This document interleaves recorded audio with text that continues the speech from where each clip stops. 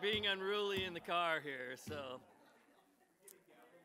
we're getting gavelled down. All right, so I would like to call this meeting to order of the Temecula City Council and the Ready Commission, and I will do this flag salute, so would you please all stand?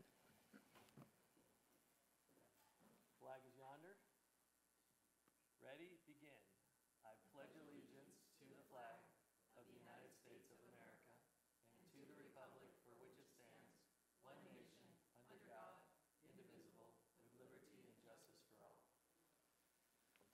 All right. Can I have a roll call, please? Yes, Mr. Mayor. For the record, I will go ahead and note that all members of the City Council are present and all members of the Ready Commission are present. All right. And we're going to go on to public comments for non-agendized items. Do we have any public comments? Mr. Mayor, we do not have any public comments for non-agendized items, and pursuant to our discussion, we'll go ahead and now receive any public comments on agendized items, and I only have one speaker card, and the one and only speaker is Lynn Kelly Leonard. And Lynn, you have 5 minutes. It won't start until you get there.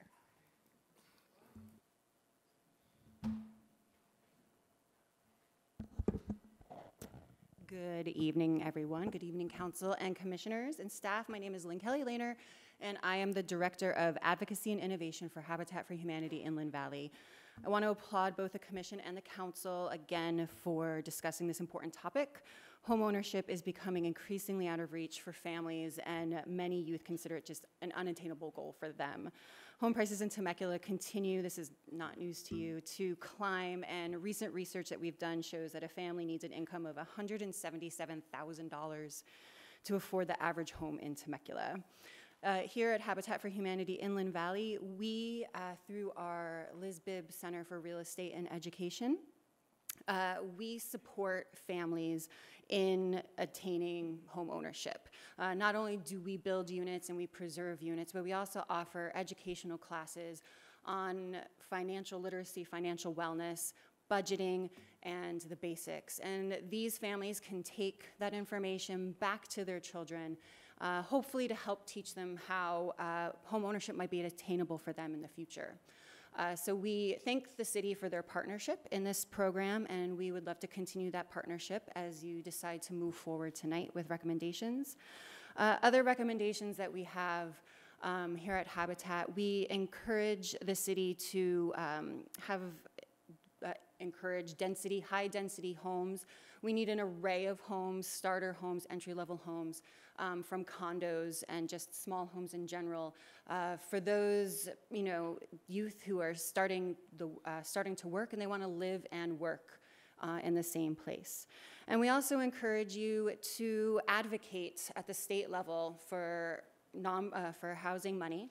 As you may know, the governor did cut $152 million from the Cal Home program, and that was the only source of state money for home ownership, and that was eliminated from the budget. So we will continue to advocate, and we hope to continue to advocate with you as our partners. Thank you very much. I have one quick question. So for an average Habitat homeowner, what's their average income?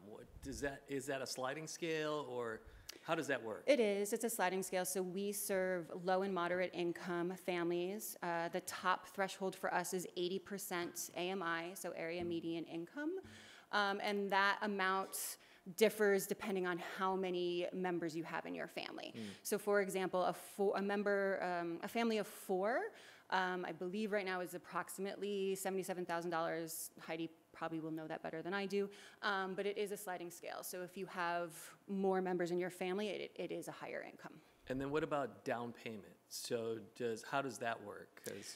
So we have had to be really creative lately. The down payment is one of the biggest hurdles for our families. So as part of the education program, we were preparing families to become homeowners. And so, not only do we teach them you have to have a down payment, but you also have to have a credit score of X. You also can't have any liens, things like that. So we've had to layer quite a few sources of funding, and we're utilizing various down payment assistance programs. So the county does have one, and there's several cities in the surrounding area that do have their own down payment assistance program. I believe the city of Menifee just went up to $100,000. So we've been able to partner with them. So the homeowner will apply for their down payment assistance program, and different cities model that in different ways, but it is a loan. And so they can use that to qualify for a home. Okay. All right, thank you. Yes, thank you.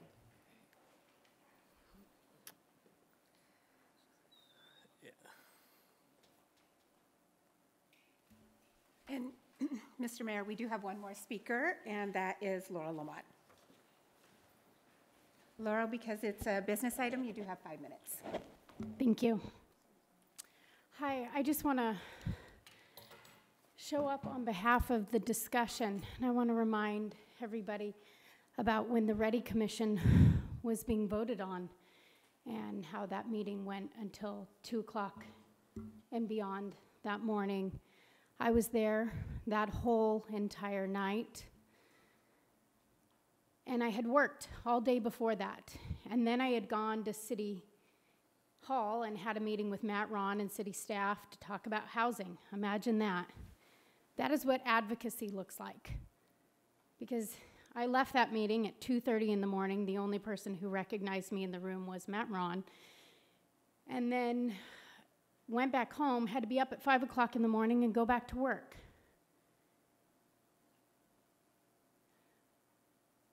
Community outreach. Ready commissioners. I don't see a lot of people here, and I believe that this discussion and many of the discussions we have moving forward should involve the community. Does the affordable housing tenants that live in this community know about this meeting? Do they know of the Ready Commissioners? Have they met you? Have they met any of you? I know that I am not everybody's favorite person in this room. And I know I don't have a gentle touch. But our lives matter. Our existence matters. And municipalities across this country tend to feel, government in general feels like a social club, an elite social club. Maybe you have good intentions when you get elected or chosen for a commission, but then the friendships outweigh the work.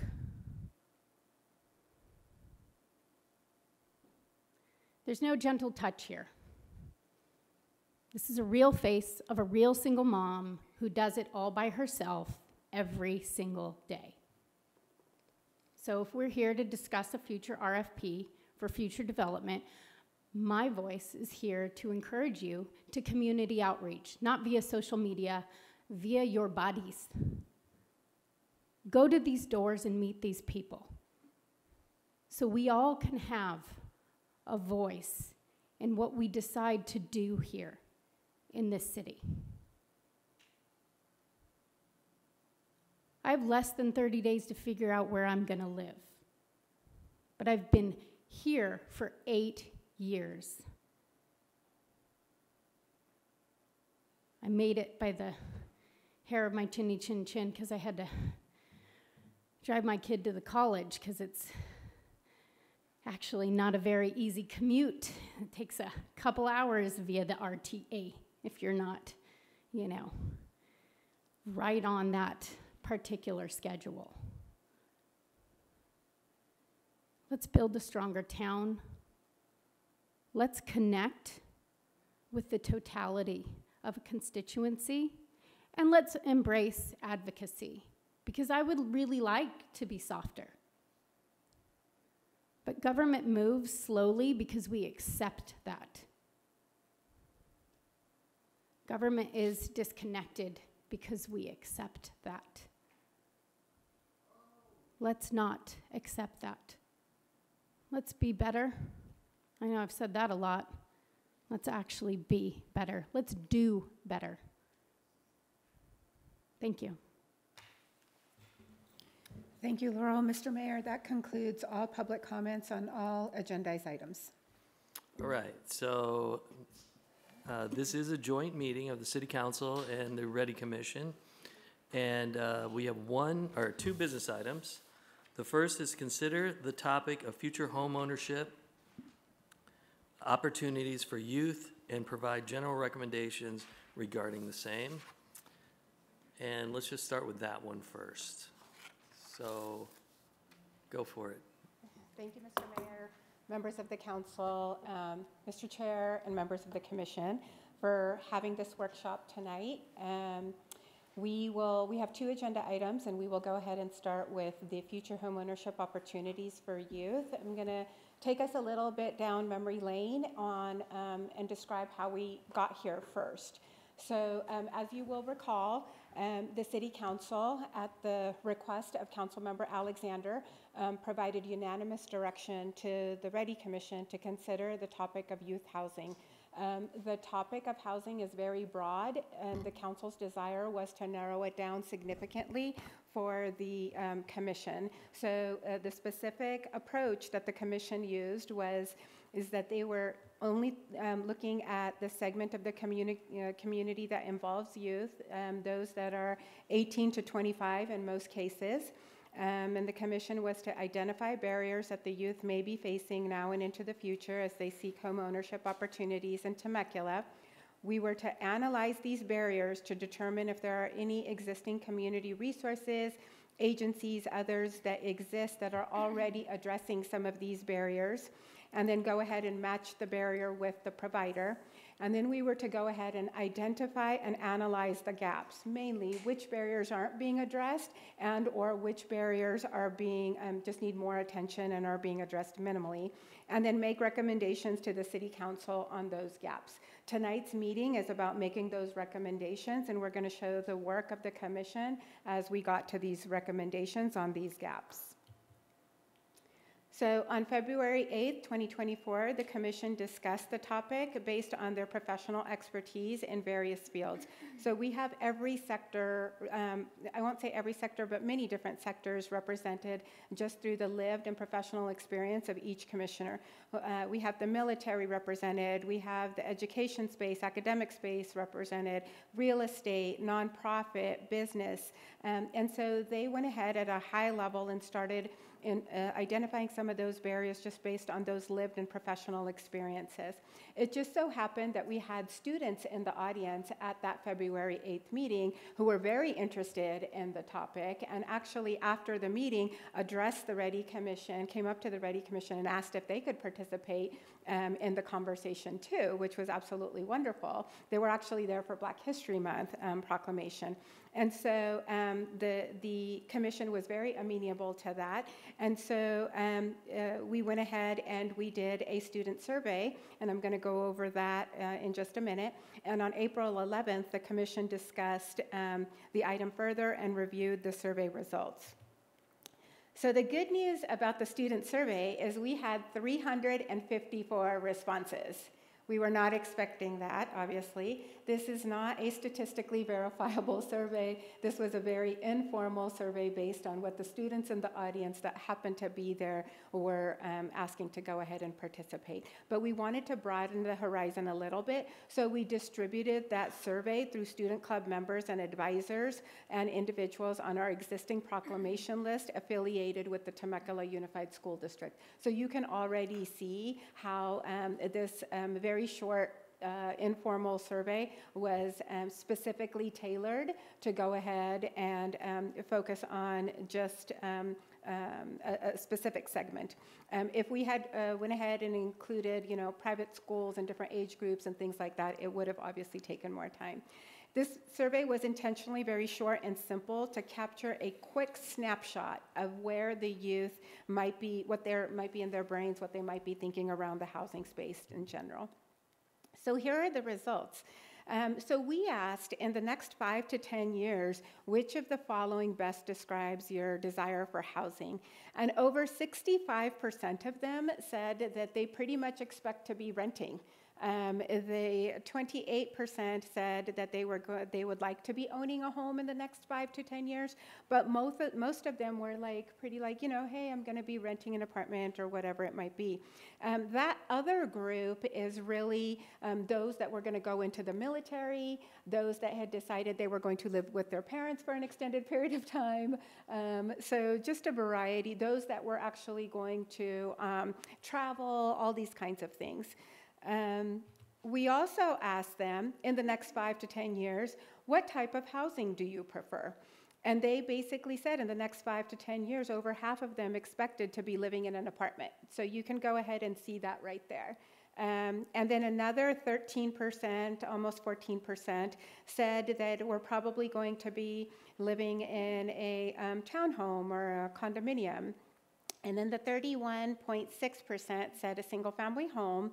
And then there was that small sliver of other, again, military and so on and so forth, dorms. Then we started focusing more on the long term, and this is where the picture starts to change.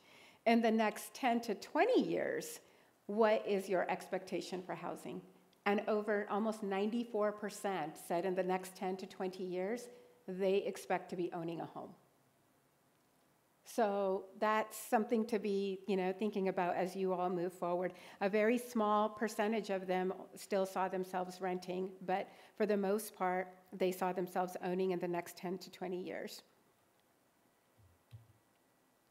Then we said, okay, in the next 10 to 20 years, if you expect to be owning a home, what type of housing do you prefer? And almost 87% said a single-family home. Whereas, the other segment is pretty split. You had a few that said a townhome or condo, a couple of them apartment, and then same thing with the others. Now, what's interesting is, again, very few respondents selected other. And for those that selected others, they did say they were going to be living with their family, parents, in dorms or in military housing. So here are the barriers that were identified by the students. So the final question, and we intentionally only had 5 questions because we wanted them to be able to do it really quickly on their phones the minute their advisor said, hey, take the survey. And the numbers right next to these barriers represent how many out of the 354 responses said that this was an issue. Many of them said, obviously, money was going to be an issue. Many of them said housing prices and costs. Some actually wrote out interest rates, which I thought was quite interesting. Jobs and cost of living, living wage. You can kind of put that together. Some of them were talking about inflation, very small percentage.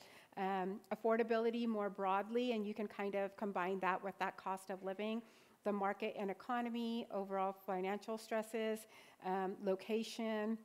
You can see student debt, only 7 people out of that 354 responses said that student debt was a potential barrier they saw student debt as a potential barrier to future housing, which, again, something to consider. And then credit overall.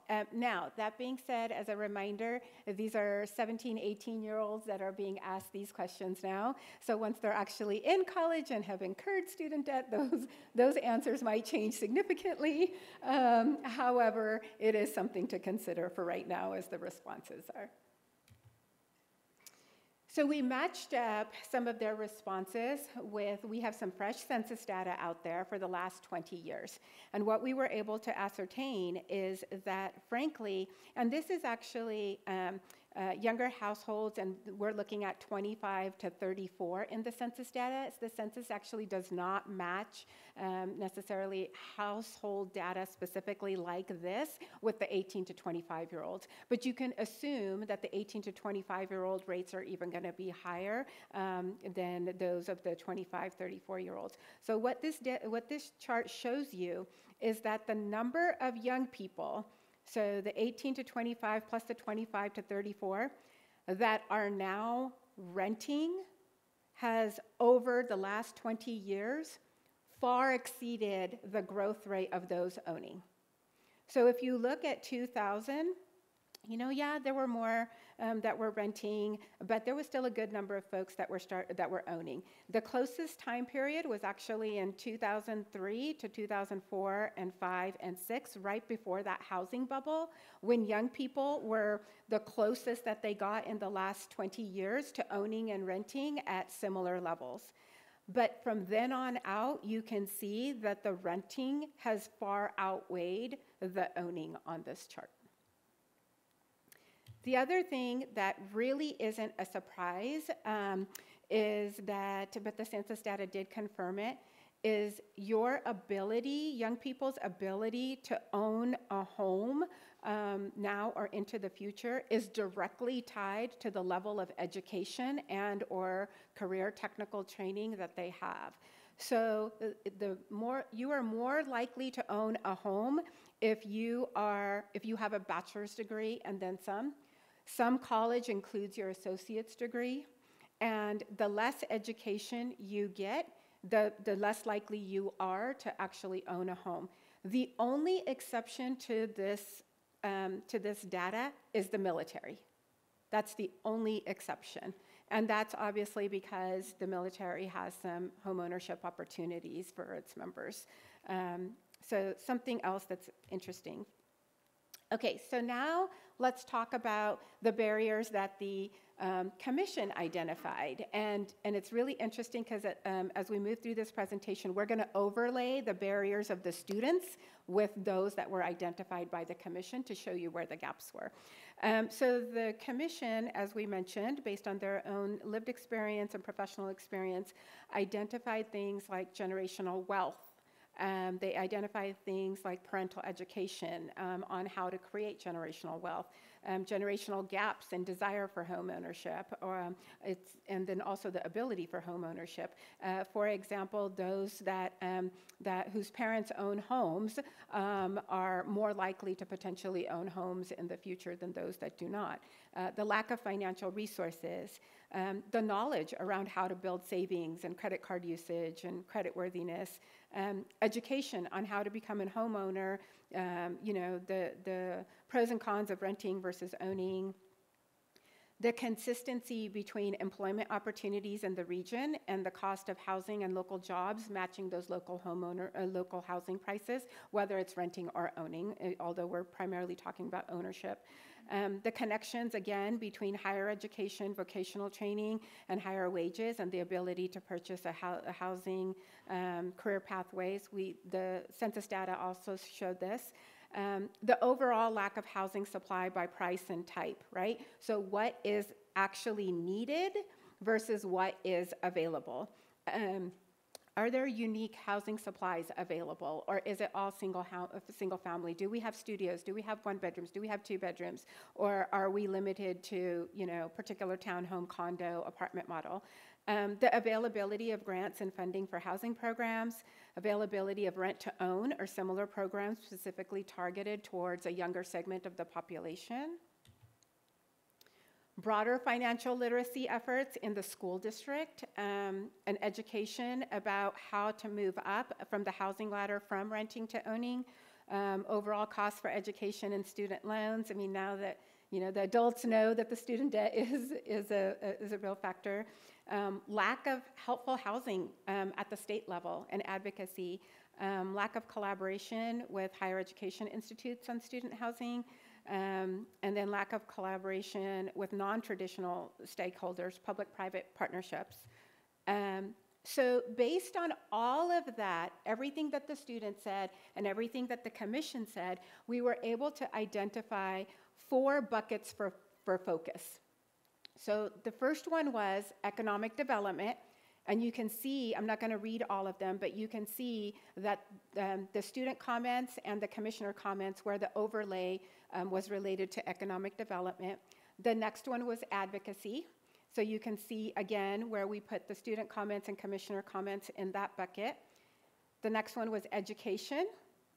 And the last one was partnerships, public and private. So, everything from city, county, state, to educational institutions, to business and banking institutions, and nonprofits. So for our purposes for the future discussion, we're really focusing in on those 4 buckets. So once we had identified those 4 broader buckets, we could start to figure out which service providers are actually addressing these 4 buckets, okay? And that's where June 13th comes in. So basically what we ended up doing was we ended up bringing in Habitat for Humanity, Tammy Marine, Connie Stouffer from Economic Development Coalition, and Michael Walsh, who's the Deputy Director for Riverside County Department of Housing and Workforce Solutions. And they brought with them some of their staff members as well. These are the existing service providers in our region that are most commonly known. There's relationships already existing there. And we wanted to have them talk to us about which of these buckets are they already working on and how, so that we can start to compile that particular information. And here are the things that they talked about. They talked about finding housing solutions in conjunction with workforce development programs. So some of our organizations, whether they're public or private, are doing some good work in the workforce development space, but don't necessarily have a tie-in to that particular workforce development program and how it ties into housing in the region. A continuum of care for housing and youth homelessness. This is something that the county is working on. So their housing solutions, many of them are specifically focused on homeless youth or soon to become homeless youth, as opposed to youth more broadly. Youth opportunity centers and housing development. Overall income ratios to housing costs regionally. Methods for improving home ownership through developers and capital assistance. Advocacy for revolving dollars, first-time home buyers, access to high-skilled and high-wage jobs. The state does have a California Jobs First initiative, so the Economic Development Coalition representative, Connie Stouffer, talked a little bit about that, just more broadly about what it is. We did come to find out that 70% of our area is a commuting population. So there isn't while it's a commuting population, that particular segment of the population is not necessarily tied directly to particular commuting housing programs, or if there are any commuting housing programs specifically designed for commuters. Programs for preservation of certain amount of housing stock, the lack of density impacting housing availability. The county actually really heavily focused on this. There is regionally, there is simply a lack of density. I mean, it's a suburban model. The region is a suburban model. And so unless you get into the city of Riverside, there's a little bit more dense population there and more density in housing. But this is something to really start thinking about, especially as the RENA numbers continue to grow up and how much credit we will receive. They also talked about education for financial wellness and pathways, facilitating employers and youth for internships, four-year university acquisition, which is a regional goal, ongoing conversations with developers for creative solutions, which is basically, there's not like a broader program. It's more tied to like if somebody happens to know a developer and somebody happens to know somebody that works at Habitat and they have a pre-existing relationship. There's not like a program or a model that's already existing. EDCs, connections and pathways that focuses on sciences and technologies, which presumably is higher paid jobs. Overall, we talked about, CEQA reform and by right options versus policymakers' considerations for communities. What this means is that traditionally in suburban areas, there is a desire for certain community characteristic, but that is not necessarily matching up with what the state is requiring by way of by right options, specifically as it relates to density. Okay, so that's more general. Now remember, one of those buckets was advocacy. So let's talk about what the city is already doing in the advocacy space and where we have room for improvement. So the city has had a legislative platform since 2014. at the end of the 2014, maybe even 2015, is when we adopted the city's first legislative platform. In that particular legislative platform, which comes to the city council every year in January to be approved, we have a specific general area of review that is tied to land use and development and annexation. And I won't read all of them, but we actively support and or oppose legislation that is tied to land use, that is tied to housing, that is tied to economic development. And this legislative platform is also in the possession of our state lobbyists. So when they track bills based on this legislative platform and log our support or opposition positions accordingly. Again, more about the different funding mechanisms that we support through our legislative platform. Now, in the advocacy space, something that is new that just passed a little bit ago, like a couple of weeks ago, is Assembly Bill 2927. This is really important for that financial literacy piece, and it's interesting that we were talking about this passed while we were talking about it.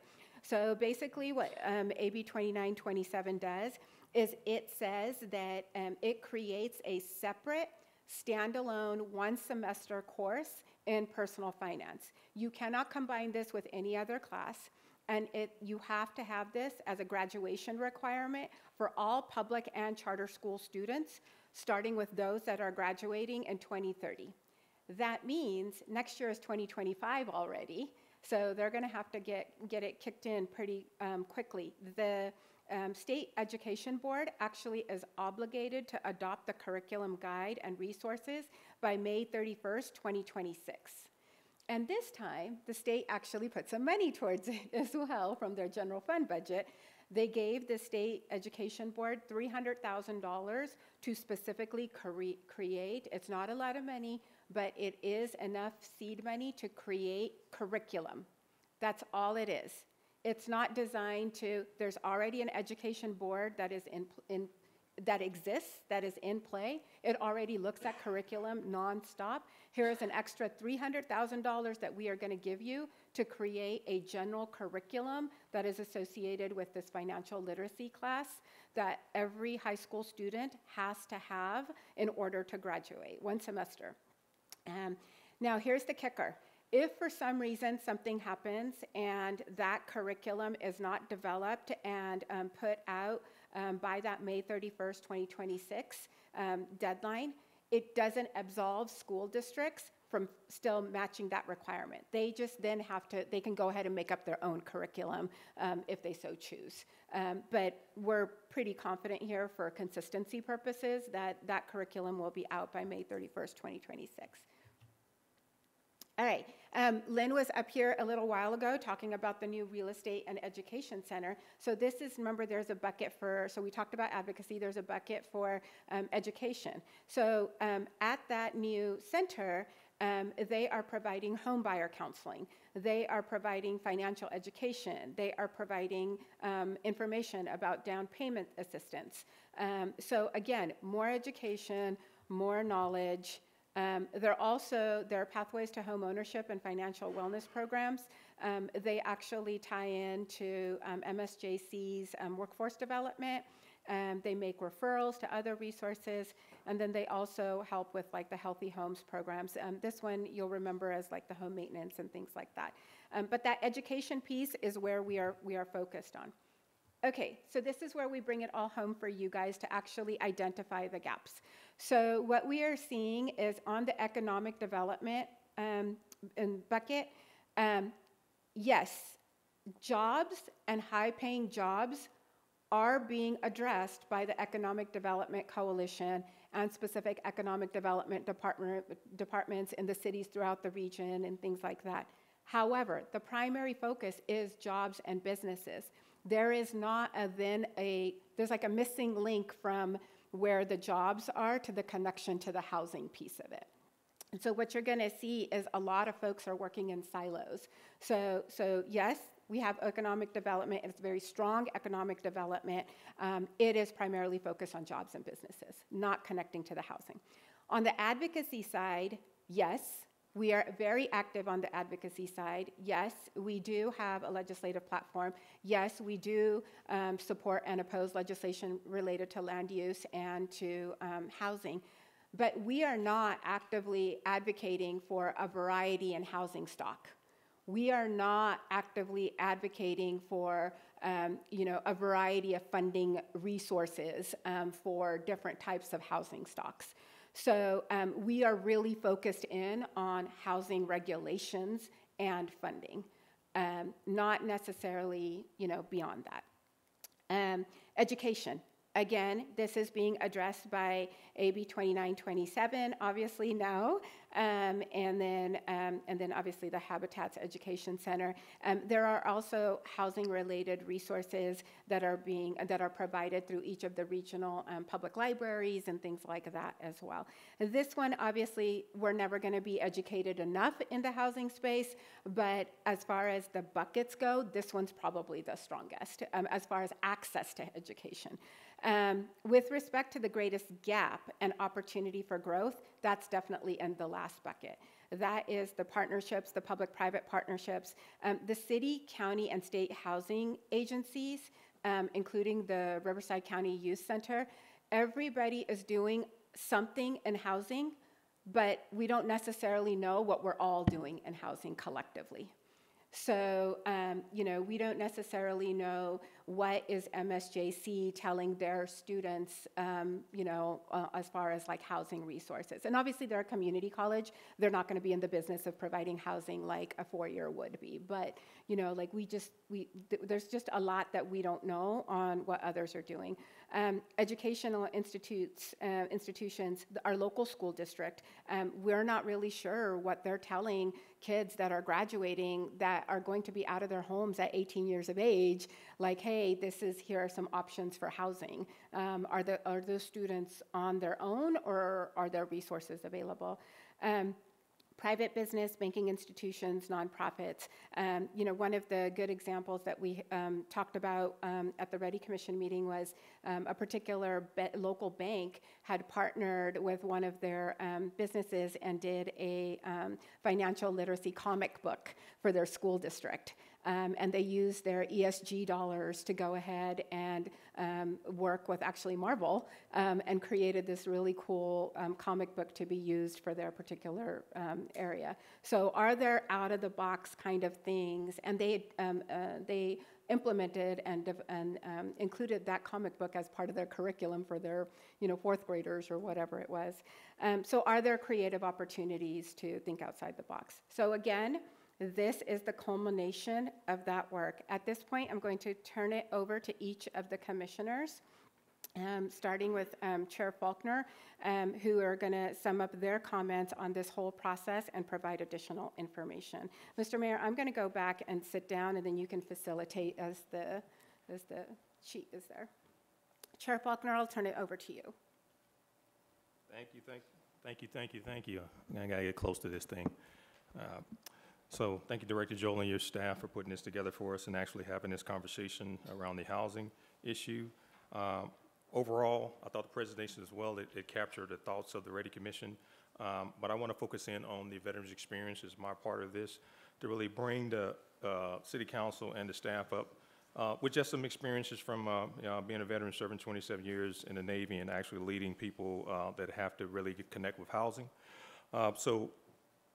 Just a real good overflow. So I'm going to start with military housing choices, just to give you an overview of how that housing happens while you're active duty. We have something called basic allowance for housing. If you're moving out in town, that you're given based on addition to your base pay, that helps you subsidize the funding for housing as well. There are several different opportunities for housing. So if you're a recruit coming in, you're going to stay in the barracks, right? That's rent-free.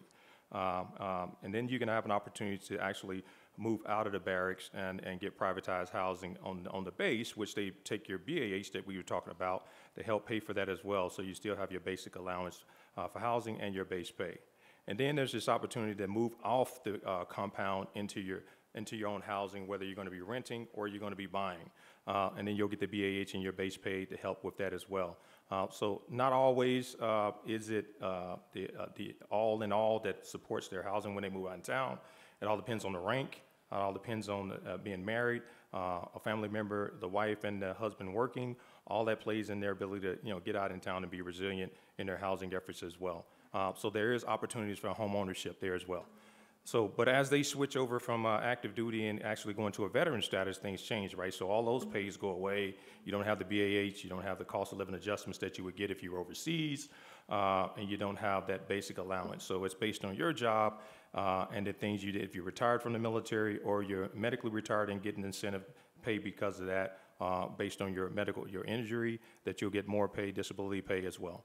So there are several ways. I mean, when we're looking at veterans when they get out and they're struggling with housing, there's multiple opportunities here. So, and some of them, I'm going to focus, most of these programs center around those who are struggling or unhoused or homeless. So we have what they call the U.S. Department of Housing and Urban Development, VA Supportive Housing. We call it HUD-VASH. And the collective program between HUD and VA combines HUD housing vouchers with VA supportive services to help veterans who are homeless and their families find and sustain permanent housing as well. And how it works, through public housing authorities, HUD provides rental assistance, vouchers for privately owned housing to veterans who experience homelessness. VA case managers may connect with these veterans and supportive housing such as healthcare, mental health treatment, and substance abuse counseling to help them in their recovery process to move back to being resilient. So that's the HUD-VASH aspects of it. Another way that we support is supportive services for veterans, SSVF. These are for very low-income veterans. SSVS provides case management and supportive services to prevent imminent loss of a veteran's home or identify a new, more suitable housing situation for the individual and his or her family, or to rapidly rehouse veterans and their families who are homeless and might remain homeless without this assistance. How it works. Through referrals and direct outreach, nonprofit agencies and community cooperatives use SSVS funding to quickly house veterans and their families who are homeless and keep others from slipping into homelessness by providing time-limited supportive services that promote housing stability. Case management includes help securing VA and other benefits such as educational aid and financial planning. Then we talk about grant per diem programs that are there to support veterans as well. These grant per diem programs fund agencies providing services to veterans experiencing homelessness, promote the development and provision of supportive housing and services with the goal of helping homeless veterans achieve residential stability, increase their skill levels and or income, and obtain greater self-determination, and also offers case management grants to support housing retention for veterans who were previously homeless and are transitioning to permanent housing. And when veterans are struggling with some things like from medical or need rehabilitation, we have the mental health residential rehabilitation treatment programs. These are domiciliary care of our homeless veterans, and they provide a residential level of care for homeless veteran populations 24/7, and a typical length of stay in those are 90 days to a year to help them get back into this ability to be housed. And the last couple things I want to talk about is, there are great opportunities for veterans such as the VA home loans that we have across the state and across the country. There's nothing better for veterans to be able to get into home ownership and to tap into their VA home loans. There are different types, some purchase loans, or if you're looking to buy a home, the Native American Direct Loan NADL program for Native Americans who are looking to buy homes as well and use their loans. The Interest Rate Reduction Refinance Loan, IRRL, if you have an existing VA-backed home loan, that can help you as well for your monthly payments and make them more stable for you. And also there's a cash-out refinance loan, when veterans want to take cash out, just like you do with the home equity line of credit, you can actually use the VA's home loan to be able to do that as well. And then last but not least, when we're talking about our older veterans, California has several veteran homes across the state. There are 8 of them. Barstow has one, Chula Vista, Fresno, Lancaster, Redding, Ventura, Los Angeles, and Yountville to take care of our aging population of veterans to ensure that they're housed appropriately and there's opportunities there. And last but not least is the Habitat for Humanity has a really good relationship with the VA in regards to providing housing, so it's good to have them here presenting tonight as well. So just wanted to give you just an update on when you're talking about transitioning from active duty military to going into veteran status, the opportunities that exist on active duty while you're getting those incentive pays, and what happens when you become veteran staff and you're struggling with housing. So several opportunities there that we use as well, and some of these terms might be familiar with you in regards to what you're doing when you're working on the housing element here as well. So with that being said, I'll pass it to Vice Chair Crystal Pastorian if there's no questions. Wait, yeah, let's Yeah. just, is there any questions?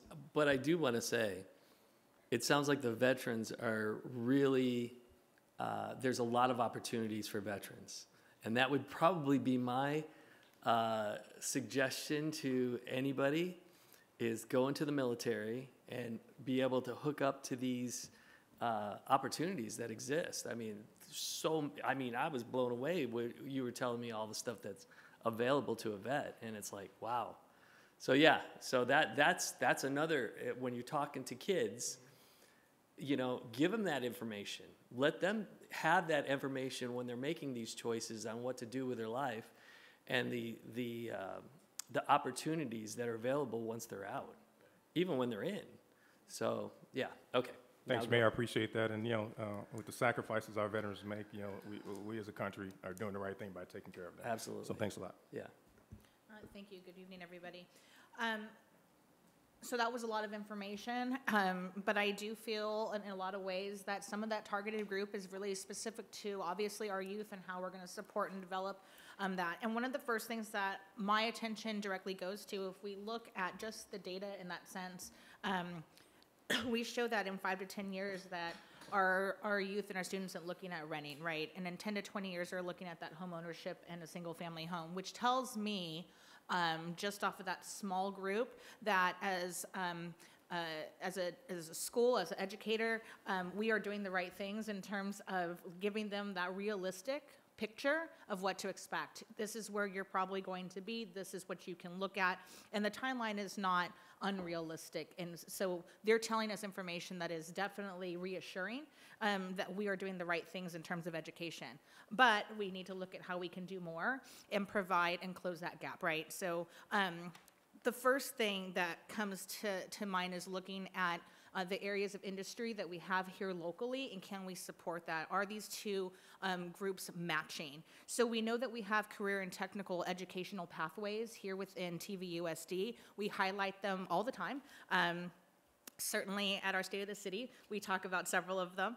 But just to bring everybody up to date on what some of those are, there's arts and media, entertainment, agriculture and natural resources, business and finance, education and child development, family services, engineering and architecture, health science and medical technology, hospitality, tourism and recreation, information and communication technology, manufacturing and product development, and transportation. Those are really broad pictures. And when we look at what are we doing here locally, that starts to get a little bit smaller, especially when we look at what is hospitality, tourism, and recreation, and how are we serving that within the district. The quick answer is culinary. That's where we service it, right? But are we really creating, who are the students that are attending those classes? And how are we as a industry and local businesses now partnering with our district to pull those students up and into the community in terms of jobs? So that starts to become a real question. And I don't have the answers to any of these, to be honest with you, but I want to create the discussion and put those questions out there so that they can start to become a larger and broader discussion with our district, because that's where the real partnership starts to occur. So when we start to look at closing that gap in terms of those pathways, we really need to understand where we service and are we meeting that need in terms of education and our job market here locally. And to be honest, a perfect example is Temecula Valley High School has a phenomenal automotive course that they put on. 2-year program, you can come out with a certificate, but now what dealerships are working with the district or those instructors? Is it just Toyota? Is it Lexus? Who is it? Is it just DCH? How are we connecting these two pieces? And where is that information found? Is it only found with the instructor and the teacher? Is it only found based on the syllabus that their student brings home and hopefully somebody reads that at home? How are we getting that information to the parent to say, this course is beneficial to my young person at home, and so I feel that they need to be registered and involved? Are we having that communication with those counselors? And I don't know that we are. in some respects. Sometimes we do, sometimes we don't. There's also a piece where we look at the conversations within education sometimes is not, you need to attend a four-year university. It's, hey, maybe you're better suited for vocation. This might be a better pathway. This is a realistic, you're gonna get a job. We know this is secure. Perhaps you need to go into air conditioning or plumbing or whatever it is, which are all great things. But when we look at that, how are we, at that point, is our housing prices commensurate with that? And the answer is no. So we start to identify a much larger gap in that sense as well. And that starts to really raise questions for our kids. Is this, we know that vocation is a respectable place, but at the same time, we also saw the data that clearly showed us that a four-year bachelor's degree, and the higher the education, you're gonna be in a housing market and you're gonna be owning. So how do we close that gap? How do we start to work to provide realistic housing at a price that our vocational students can actually get into? And that's really the vocational group starts to really widen who and what the students that we currently have is much broader. That's really where a large bucket of our kids are. If we look at some of the higher level courses that many of our high schools are recognized for, our AP and IB programs, our advanced placement, we look at that and where are they going? They're probably going to the four-year colleges. They're probably looking at biotech. They're probably looking at larger types of jobs, financial degrees, and we're pushing them out of our community. And what are we doing at that point then to bring them back? Where is that market? Where is that industry? And how are we reaching them to let them know that we have that and we want them back? So there is a definite gap there. If we start to look at the AB 2927 as well, which is a phenomenal, we think we've checked the box, so we found an answer and things are gonna be resolved by this. We currently already offer things in this space. So our high schools already offer things like financial algebra. So we're already starting to close that gap and bringing in how algebra and geometric equations start to play into realistic life scenarios and how we can actually use that. So we do teach and train our students in that area already. So how are we gonna align this? We already do this in some respects. How are we gonna close that gap? Then we start to get into our special education community, which, as you know, many of you, is a passion of mine. But special education is a very wide range. And when we look at what that is, we have kids that are in the in-between groups. Those might be our ADHD groups or our dyslexic groups, and we start to look at how are we providing this information and supporting them to be homeowners or to have some of the educational foundations that they're gonna need to come back and either rent in 5 to 10 years here locally or own a home here in 10 to 20 years locally. And we're not currently. So we do offer within the school system a class called Consumer Math, which does absolutely address some of these realistic scenarios.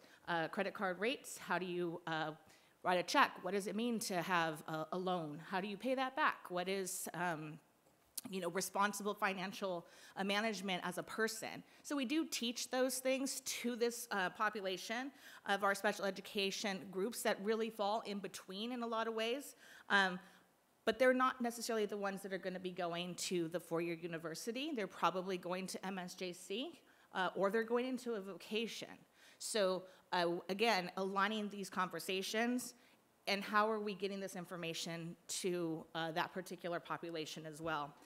Those special education groups, we need to start to look at what is Inland Regional providing, what is our Department of Rehabilitation providing, how is this city partnering in order to understand the homeowner options or the living options so that we can continue again to provide a more solid foundation of information and resources to our young people.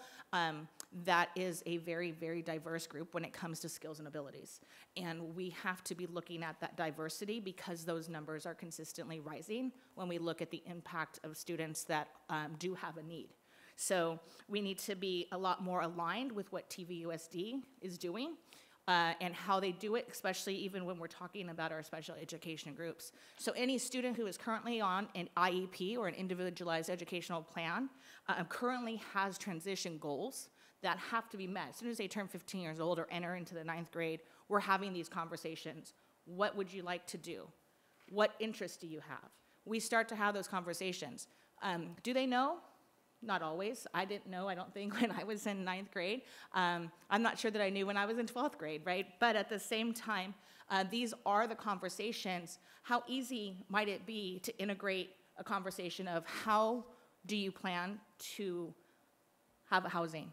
How easy would it be to start asking the question of self-sustainability? How easy does we start to have these kinds of topics come up and integrate that with their teacher and make that a real-life question? Because once we plant that seed, we're then going to start thinking about it more, but we have to have the answers and the resources at that point to be able to provide that support. And that starts to become something that weighs on all of us as people who are obviously stakeholders within the city. Another thing that we start looking at is the industry here is very much around education. I mean, if you're local, you're probably either working somewhere in hospitality, retail, or at TVUSD. You're definitely within the grassroots of what Temecula is here. And what those homeowner options look like in terms of the salaries and the pay scale for an educator, they don't always match. And so that's a real issue. It's not just the impact of our students, but it's the impact of our educators. Our educators are having to come from, you have to really want to work here, to be honest, in education. So TVUSD is a great place, phenomenal place to work, but at the same time, how are we providing the housing that is commensurate with keeping our educators local? And some may not want to be local for the reasons of running into students and having that familiar face, just like it is with law enforcement sometimes. But we should be able to make that gap and bridge that gap and certainly be able to provide that option where working and living and having your family all within the same community is available and accessible. And currently, that's not necessarily what happens. And so bridging that gap as well and understanding how, what options in terms of loans, what options in terms of different grants, that educational financial piece that we talked about coming from places like Habitat for Humanity, the Real Estate Association, all of those start to become realistic, but are we partnering with our unions? Our teachers' unions here locally, so that they can come in and make those presentations to say, here are the options of our educators. Here is how we close this gap in terms of the resources that we have. And currently, I don't know that that's happening. We get redirected a lot of times to different financial institutions in order to provide those resources. But again, being able to turn to my colleague here and say, hey, can a presentation be made to our unions? That would be great. Starts to close the gap, provide the resources, and really get us to a place of homeownership locally here. So there's lots of different opportunities. There's also, I want to put out there in terms of resources, is leveraging and starting to work with some of our nonprofits that directly relate to our youth. Many people understand and know that I've been involved in scouting for quite a long time. Most people don't think that Scouts has anything to do with pathways, and yet we are entering the space of career pathways in education. We have posts, we have local posts. In fact, they are so inundated, we have 2 medical posts right now currently operating out of Temecula Valley Hospital. So we do offer those additional services. Would it be a great option for other local businesses to know and to reach out? We'd love to offer a post to other people as well so that we can provide that same level of career and vocational training at a very early age to lift again and support up and start closing the gaps on what will eventually be the housing question for them as well. Absolutely, but getting that information out there, ensuring that we're pulling from the resources, that we're all partnering with all the different agencies is really crucial at this point. And that is all that I have. Any questions? Any questions? I do have a question. So have you done any correlation or study that shows that kids tend to do what their parents do? So if it's like an electrician, guess what? The kid highly likely going to be an electrician. All my kids are barbers, you know, and you know, if your parent was a real estate broker, guess what? you tend to use that leverage that a parent created in front of you to succeed in your career. Is that? I suspect there's probably data out there that shows some level of correlation. We don't necessarily pull that, but I would suggest, again, starting to create that dialogue with our district and those powers that be along with this particular body needs to be closed, because we can take information coming from our panoramic surveys that are included every year in school and start to close that gap and lay it over with things like this. Right. And we can see what percentage of students might be enrolled in those AP classes. That's great, but we're not servicing necessarily the diverse group that our community has at that point. So now how are we getting into some of the other populations that we really need to get into in order to create what we want to see? Well, and I'm always concerned when it comes to education in the fact that there's always such a big push to go on to college. And even from a vocational standpoint, an electrician looks at his son and says, I don't want you to be an electrician. I want you to get a degree and I want you to be something. But in fact, the kid just wants to be an electrician. And his dad has done pretty well as an electrician. So it seems to me as a parent, or I would want my counselor to actually sit down with my child and say, what's wrong with being an electrician? I mean, what is there, so I guess I'm more concerned that we lose a lot of our tradesmen based on the parents always want something better for them. And in reality, sometimes that is not better for them. I think to answer that question or to further that discussion, you are 100% right, but I think as a parent myself, and I would suspect that most parents in this room, we want the ability for our children to be able to have the choice and not necessarily be forced into something because they didn't have an opportunity to do something else. And so when we provide that access or that ability, that's when we really see the flourishment of vocations, of education, of business, of all of those things, because it comes out of a desire and not something that I was forced here. This is, I'm slaving away to do this because I have to, right? So I think that's part of being able to provide have these conversations and look at all the things that we're doing so that we can open up that wider, broader bank of options for our kids. And this is definitely the best place to start, is how are we connecting these resources. And part of it is there's not enough time in the day for counselors to have these kinds of deeper conversations. So then it becomes incumbent on where are those resources for our families and our parents? And how are we partnering with all of these agencies across the board locally to provide that information?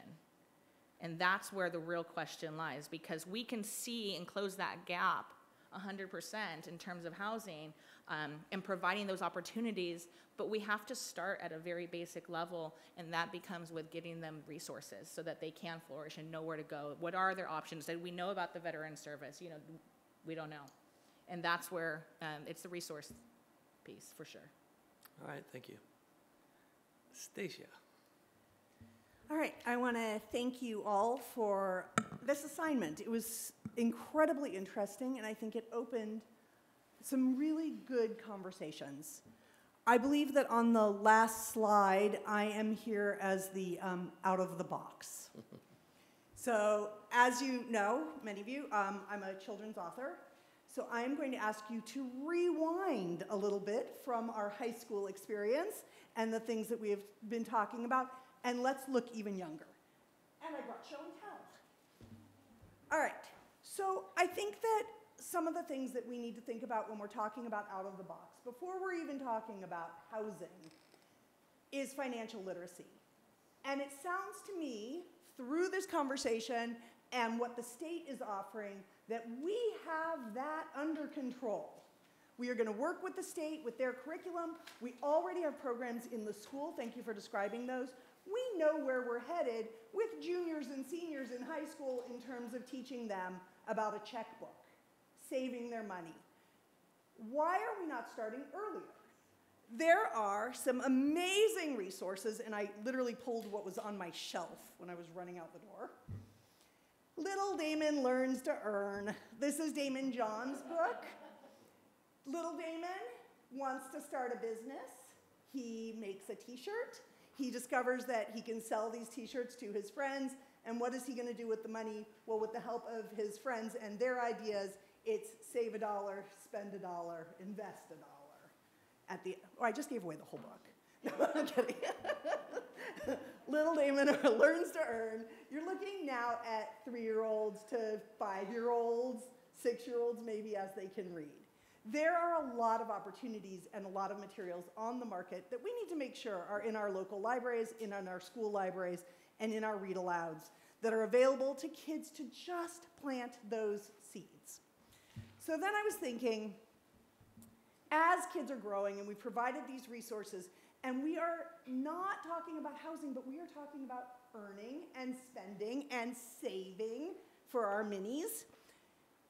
One of the things that happened in one of the sessions that was described here was one of the banks, we saw their comic book.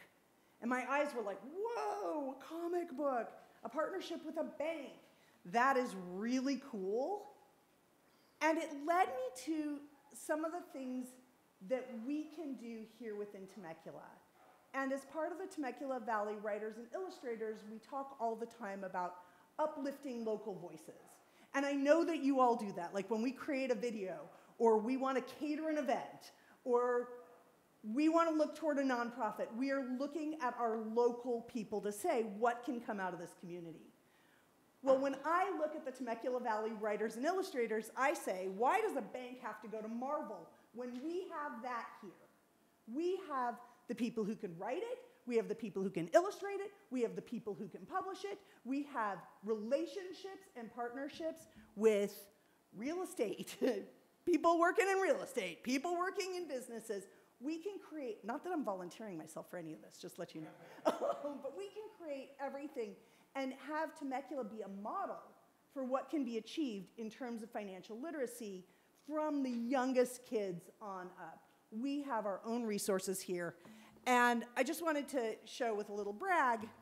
So the Temecula Valley Writers and Illustrators this week is launching our anthology. We put out an open call for stories. 32 people wanted to write stories on the theme, Stay a While, all these stories about Temecula. And then we partnered with the art community. Each story has a picture. So let's imagine, these are starting, they'll be launched next week. Let's imagine we could do it on the children's level. We tell the kids, I'm going to totally make this up, somebody just handed you $1,000.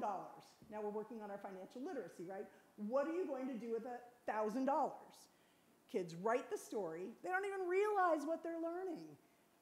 Kids who are interested in art illustrate the stories. We publish stories. And it doesn't have to be something like an anthology, but the Temecula Valley Writers and Illustrators is partnering now. Like, everybody's coming out of the woodwork and saying, what can we do? I keep saying we're going to change the name to Temecula Valley Creatives. There's a local film festival. Imagine what our kids can do, and it doesn't have to be high school juniors and seniors. What could our kids do to create a movie? They're already creating movies every day, right? Create a movie. Now let's talk about budgeting. Let's talk about how do you put a movie together. Let's talk about how much this costs. Having the kids be responsible for like all the pieces of a puzzle teaches them this. So I really am the out-of-the-box person here. When I think about financial literacy, it doesn't always have to be how do we balance a checkbook, or how do we open an account, or what is inflation. It can be really, really fundamental. A kid who's helping create a movie and helping and understanding how the budget works for that movie with our own Temecula Valley filmmaking community doesn't even know the amazing things and life skills that they are learning about money for the future. So that's my out-of-the-box thinking. Again, I came to this because she said children's literary and residential experience, of which I have both. And I hope that we continue to think out of the box in really clever ways to get our kids, high school on down, involved in the community and thinking about how we spend money, how we earn money, and how we save money. Very good. Any questions? Okay. So we're on to Mr. Adam. Oh, Jessica, sorry. Well, I just wanted to just say thank you because that thinking outside the box is what is absolutely needed. And, you know, after we've had this entire discussion, I've been hearing you guys talk over the last couple months, or I've been talking with Randy. You know, one of my thoughts is we do have to get younger and younger. It can't just only be high school because that's when they're starting a job. I have my 15-year-old son right now. He's starting a job. He's making really good money, but then he blows it. What if we get them early enough to be able to start saving that money and having that financial literacy in order to the point that when they're 15, 15, 16, they're making money. Now they know what to do with it and invest it correctly and use it daily, whether they want to create a business. That's my son's biggest thing, entrepreneurship. He also wants to sell glasses, whatever that looks like. He always has this vision. But I love the fact what you're saying because that's exactly what was on my heart. How do we do that at an earlier age? And I think this can really meet the need of some kids where they have that creative design and that want to be able to do something different. So I appreciate your outlook, and I thank you for bringing that forward. That was really great. Thanks. Okay. Now, Adam. I'm probably going to regret all of this. Okay, so the assignment was trying to find pathways to affordable home ownership, that sort of thing, and bringing the city into reach for future homeowners. Affordable housing in Temecula is called HEMIT. It's not going to happen in Temecula. I'll be blunt. First off, we're built out. We've got Altair. Yeah, you've got a little bit left of Summers Bend. Not much else. There's a few spots, but for the most part, we're built out. So this commission, which is in its sort of an advisory role to the council that actually makes decisions, has to really rethink how they do their general plan amendment, which is going to be coming up pretty soon. How many years, Matt? 2 years. Yeah, it's coming right up. So we have to think about rezoning. We have to think about infill. We have to be thinking about density. The RENA numbers are getting nastier and nastier. So meeting those goals is going to be tougher and tougher. So how are you going to do it? You're going to have to rethink about, say, and I use this as an example, if you remember where Little Professor Bookstore was, or where the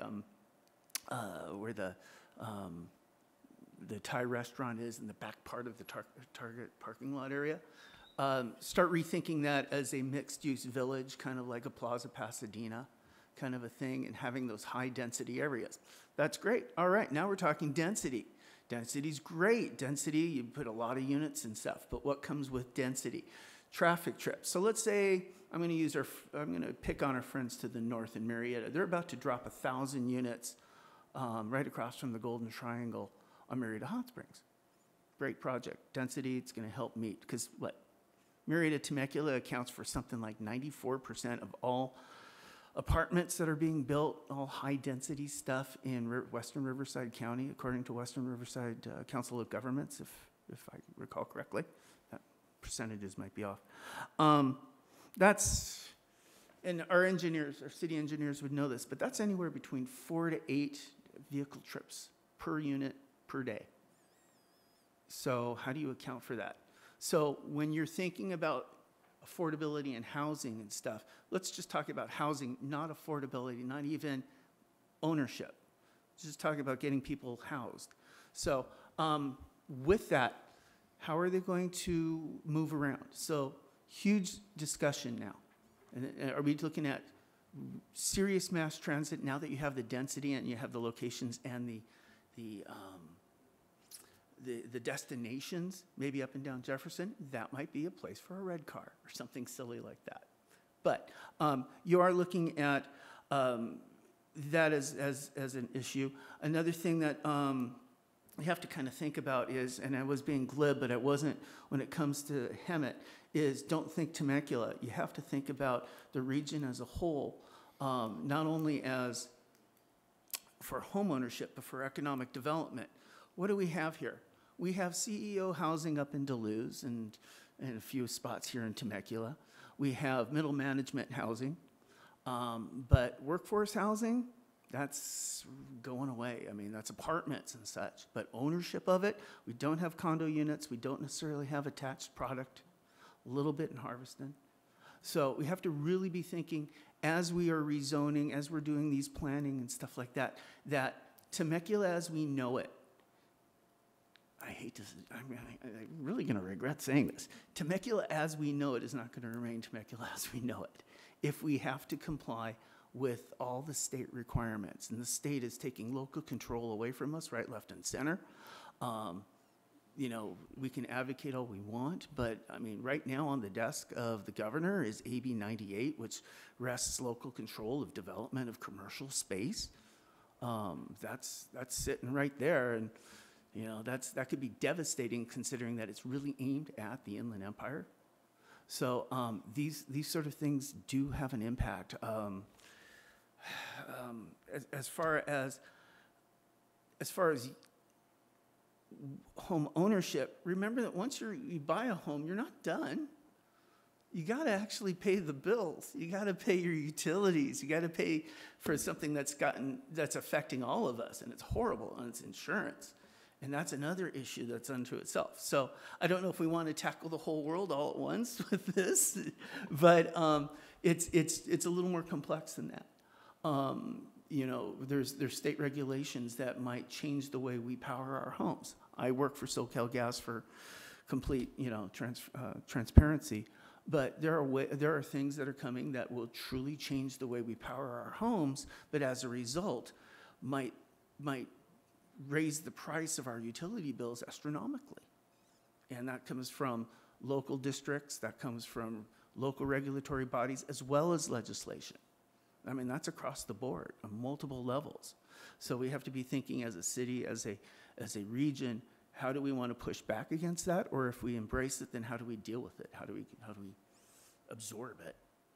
Because imagine if you had to change your water heater out or your HVAC and make everything electric, then does your panel handle that? Okay, you get a new panel. Okay, how much is that? $4,000. Probably. Okay, then what happens? Well, does your house have enough electricity feeding it? Okay, you have to run a wire to it. Okay, does that system can that system handle that electricity down the street? Does that transformer handle it? Okay, let's say it all works. How much is your electricity bill? I don't. I have a mixed energy use house, gas, water, electricity. I can't wait to see what my bills are going to be looking like at the end of this month, let alone insurance costs. And if you're anywhere near the wildfire urban interface, anything against the hills, anywhere, your insurance, I don't even know if you can get insurance at this point. So these are things that are holistically have to be looked at.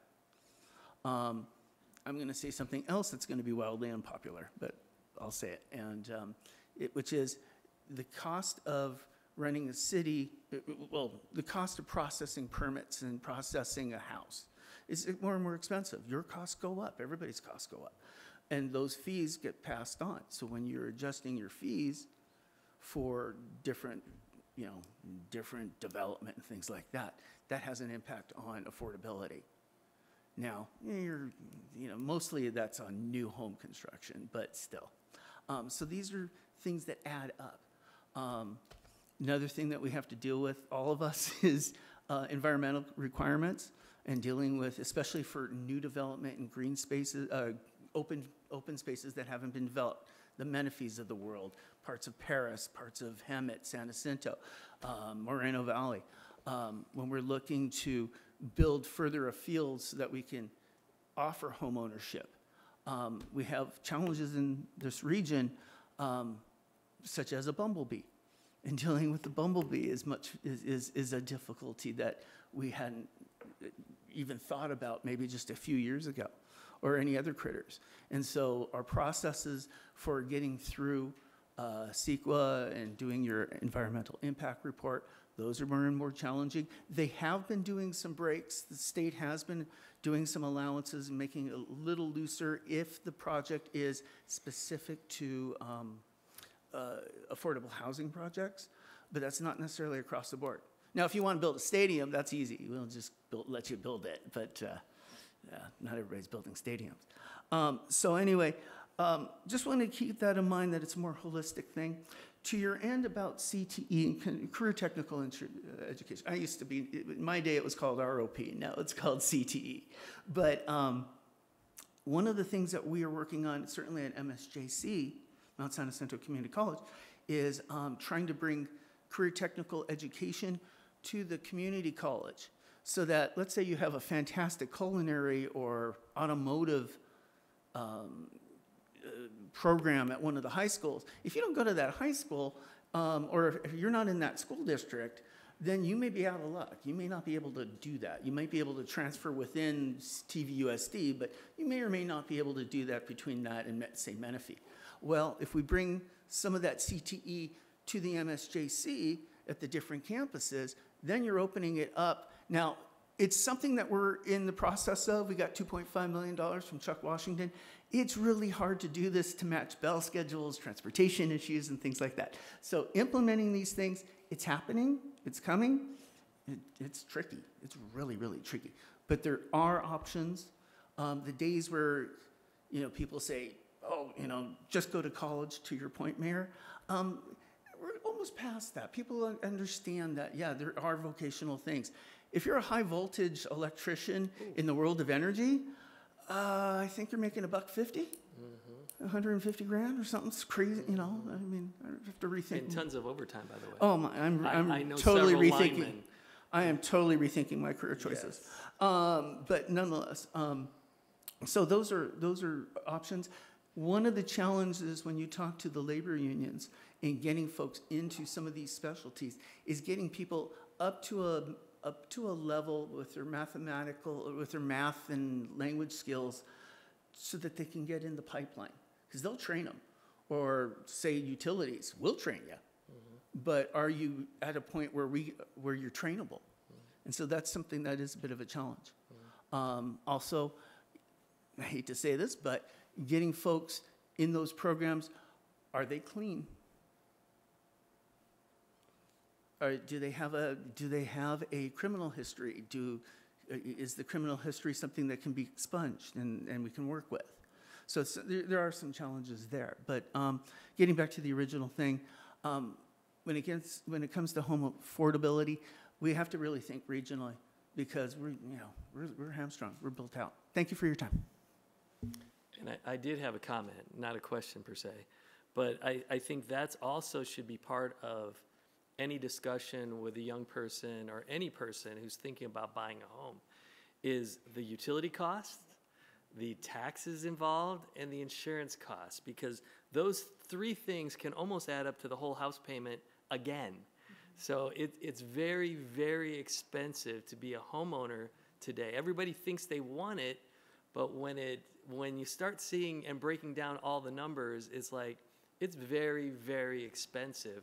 And that's why I think you're going to see that chart flip in the next 10 to 20 years, where you're going to see a lot of people staying, renting in high density type buildings, because it's cheaper, even though they might pay a little bit more than a house payment on this.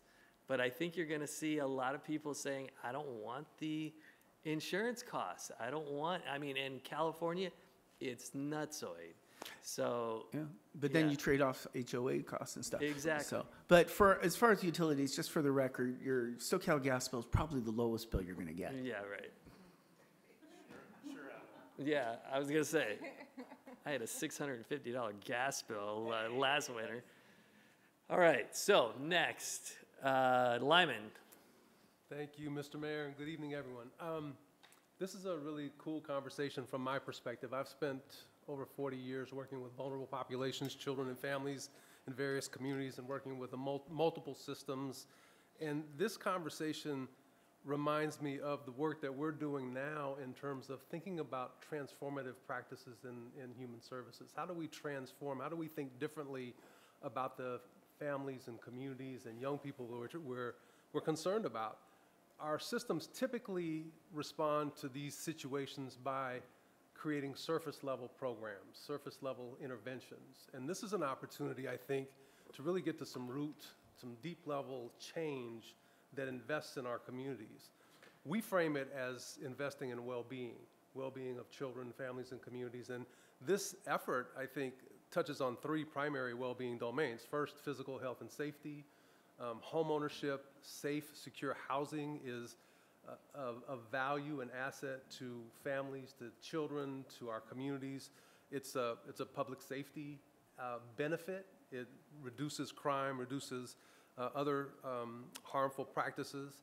And then the second one is in economic well-being. So investing in home ownership as it has been mentioned is wealth generation, and it creates generational wealth within families. And there have been communities that have not had access to that generational wealth historically. So this is an opportunity to hit another well-being domain, which is around racial and ethnic equity.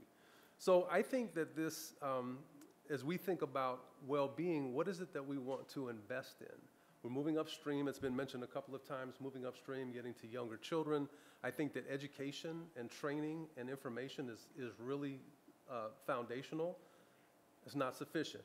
It requires application. It requires us to help coach, lead, guide, create other opportunities, invest in terms of, I think, some of the conversations we've had too about grants and financial supports for folks to get into homes. I think that from a youth perspective, this is a huge developmental opportunity to get them thinking futuristically, thinking out into the future. You know, what does it mean to be a homeowner? What does it require? It's been mentioned a couple of times already. I don't want to get deep into that.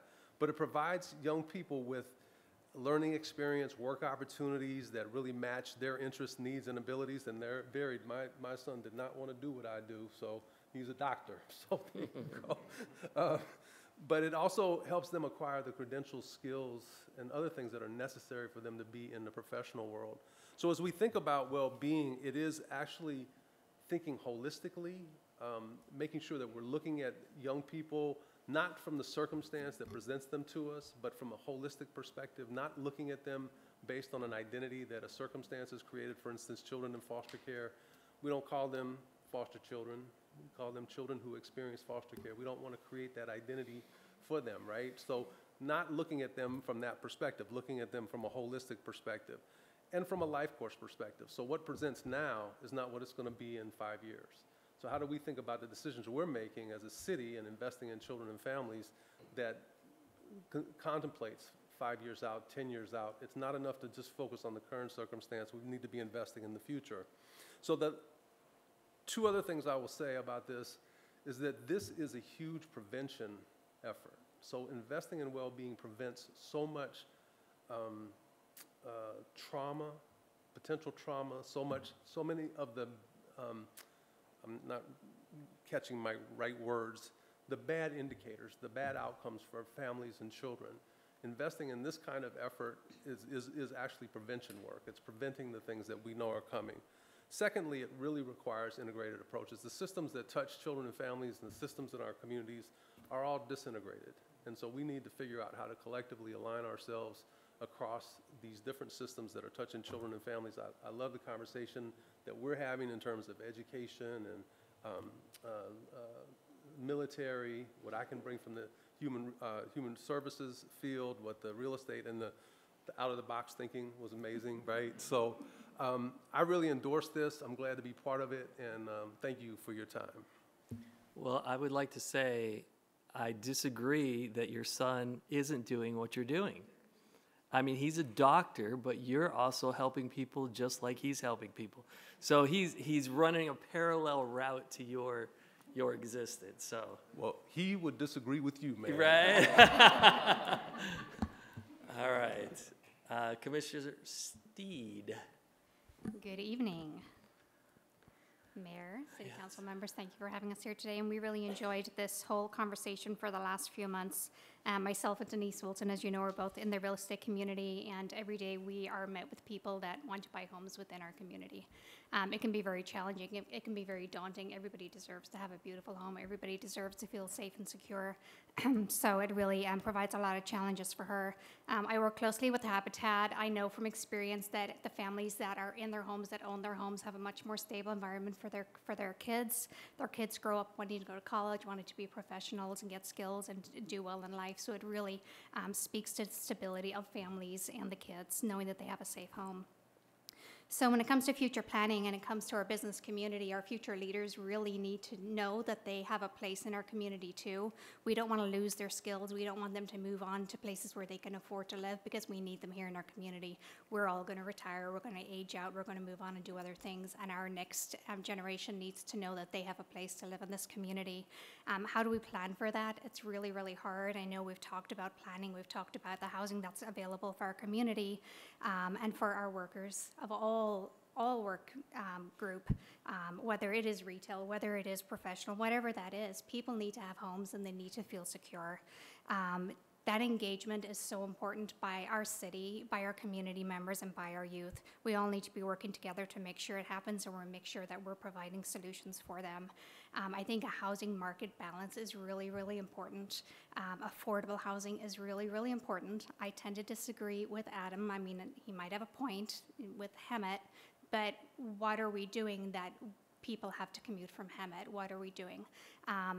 It's not feasible to build a ton of affordable houses and just, have out here your single-family affordable house. That's not feasible. But multi-dwelling units are definitely more feasible, and those are conversations we need to be having with developers as they come into our community, and make sure that they know that this is what's important to us. We need our youth to stick around. We need our young leaders to have housing, and we need our workforce to have housing.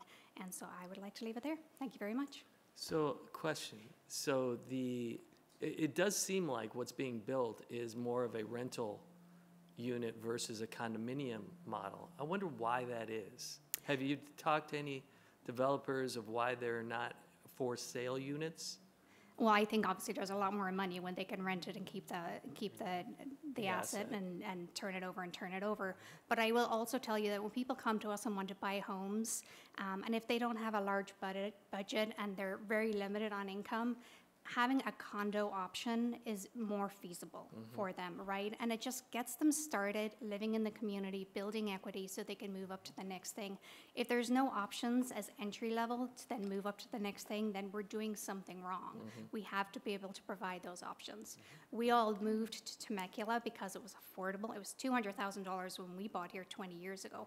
And we've been able to move up through the years, and as the market has fluctuated, been able to find a home that suited us. The people coming in don't have those options. They're paying $500,000, $600,000, $700,000, $800,000 for a home that I paid $200,000 for 20 years ago. And it was 20 years ago. We all know that, but it was an affordable option to leave Orange County, to leave San Diego, and we don't have that anymore. And it is the beauty of Temecula that has grown to this amazing place, but we also can't leave our people behind. Okay, I had a question for the city manager then. So do we have in our purview as city council to be able to, our high density, I'm brain farting.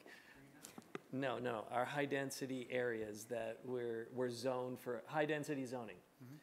Do we have the ability to dictate that high density has to be condominium or for purchase high density? Do we have that in our purview or no? So the question is, does the city council have the discretion to deny, a high-density development project for rent versus one for sale or something of that nature? We don't have the right. I'll defer to our city attorney, but Okay. you saw the quick answer there. So if a project comes in that meets the general plan standards, the zoning, we would not have the discretion to deny that project. But if we change, since we're doing a general plan update, and we change it in our general plan, then do we have the ability to do that?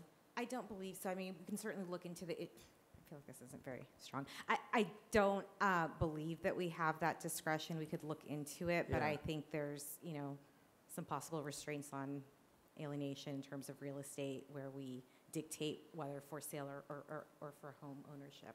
Okay. I think But I'm happy to look into it. Yeah, yeah. No, but related, I think what the city council does have the authority, and what the city council previously did, was lay groundwork for high-density development, which is what we're going to talk about in a little bit here, is Uptown, Right, where that density did not exist right. previously. So city council had the authority, land use decisions, a specific plan. Now we're encouraging that type of density in that location. But to discriminate against what that looks like, it sounds like it's going to be unlawful. But that's where we're encouraging the development and the housing. Yeah, I mean, I would like to see if there's something we could do to create that entry-level home ownership opportunity, which usually comes in the way of a condominium. I mean, that's kind of like your first step when everything else is unaffordable. And so if there's an opportunity for us during our general plan amendment to be able to designate areas as high density for sale only, I think that would be a great step we can make. So, yeah. All right, so Ms. Denise. Turn this on. So I'm glad you guys just had that discussion. So I'm going to share this with you. So for the local area, this one right here is statistics from July. Median home price in Riverside County, $650,000 at a 6.5% interest rate on an FHA home, which is a 3.5% they can put down. Monthly payment is $5,078. Wow. Now on the state level, this is for the state of California. This is the Housing Affordable Index. This is from August last month. Only 14% of California households could afford to purchase a median price home in the state of California. Now, across the board for California, the median home price is $906,000. That means they would need to have an income of $236,000. And that home would be at 30% interest, 30-year fixed at 7.1% interest with a payment of $5,920. So, and I know we talk about affordable housing. It's hard to obtain that right now in the state of California. Another good thing is, well, that wasn't good, but the National Association of Realtors on the national level just donated $85 million to the Department of Housing and Urban Development. So the question is, how is that going to trickle down to the state and the local levels? So that's something that we're discussing at my state meetings. But I do want to tell you on the local levels for real estate, we do have some programs that we have for first-time home buyers. We have incentives for them because we give into this fund called the Housing Affordability Fund. And realtors all over California give into this fund. And as a result of that, we have been able to help first-time home buyers with down payment assistance, giving them a $5,000 voucher to go buy appliances. But I think I'm hearing here, a lot of our communities don't know about all of the grants and the fundings and the opportunities that the California Association of Realtors that they have available. Even on the national level, I serve on the national level, we have grants, we have fundings, we have programs that we can help, $50,000 grants that we can give the first-time home buyer, and they do not have to pay this back. So I think we probably maybe want to work together with the Southwest Riverside County Association of Realtors and see how we can collaborate and see some of these programs, some of these grants, some of these fundings that don't have to be paid back, so that we can make that known to our community so they can start tapping into that. And I do want to add that on the local, state, and national level, we meet with our assembly people. We meet with the assembly, with the senators. We go to Sacramento every May. We go to Washington every May, and we sit down across from them. Some of them lie to us, but it's okay. We tell them we need you to oppose this bill because this is how it will affect our community. And some of them say, okay, we'll definitely oppose that when we get to the floor. But then if they have another partner that says, I need you to vote this way, then, you know, our vote goes right out the window. And we're okay with that. But the power of lobbying for home ownership is something that we take great pride in because everyone should be able to afford a house. And when I bought my first home in Rancho Cucamonga 22 years ago, our interest rate was, yes, 10%. But our house in Rancho Cucamonga was a 4-bedroom. It was only 1,200 square feet, but we paid $180,000 for that. I could kick myself now because we sold it, and we could still, you know, have a lot of money in it. But the whole point of this is I think we need to start collaborating more. We have a lot of resources here, and we need to bring that to our community to let them know there is hope. You may not get a $180,000 house here in Temecula, but we have programs that can help you to move up, to be a buyer, to be in a condo, to be in a townhome. All hope is not lost, and we don't want you going to Hemet.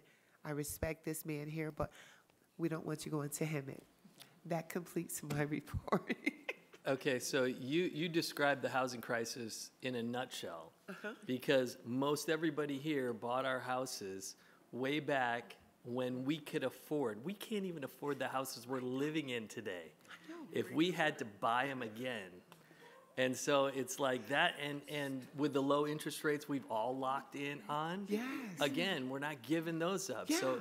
So now no one's selling their houses, no one's moving up, moving down, and so the housing stock is like frozen in time. Yeah, it is frozen. Yeah. And I was just on a meeting with our leadership for the California Association of Realtors, and they are predicting we're going to have a serious decrease in realtors because they got to get out of the game. They got to feed their families. Yeah. Yeah. Yeah. Wow. Definitely. All right. So I don't know where we want to go from here. So, Mr. Mayor, that is the full conclusion of the assignment unless the city council has any other further direction for the commission and or wants to engage in further dialogue. That would conclude the assignment for the commission in regards to specifically looking at homeownership opportunities for youth, identifying the barriers, understanding which barriers are connected to which existing service providers, where those gaps are, and then going ahead and providing recommendations to the city council on those gaps. What you've heard tonight is the full, we showed the math problem, right? We showed our work. This is how we got there. Here's the answer and the recommendations on the gaps, and now it's up to you on what you want to do further. So I didn't hear the recommendations. Did I miss something? That was all that. That was all the recommendations? That was, yeah, this Got is it. that last slide that Okay. showed the 4 buckets Right. and the gaps. Okay. That was the, yeah. Okay. All Now, right. what you choose to do with those gaps is up to you. Okay. You got questions, Zach? Well, I'm guessing we might. We're probably going to have some comments, all of this, Okay. yeah. Yeah, so. All right. No, I want to go, I always go first. You Yeah, always yeah, look I'll over start here it and you off. go, Zach, why don't you go? Yeah, I'll start it off. So first off, thank you everyone for coming, and the dialogue so far has been great. I think we're getting to the foundation of the issue, which I'll get to in my closing, but we have to ask ourselves, what is housing? Is it shelter or an investment, right? Because in America and across the world currently, it's the best investment you can do is housing, but it's also shelter. So when you have a great investment, the investment always goes up. When the investment always goes up, unlike a stock, it can't split and you can get in at a lower rate. It just keeps going up. And like a lot of the commissioners have said, and Stu, you hit on it, you can't get in anymore.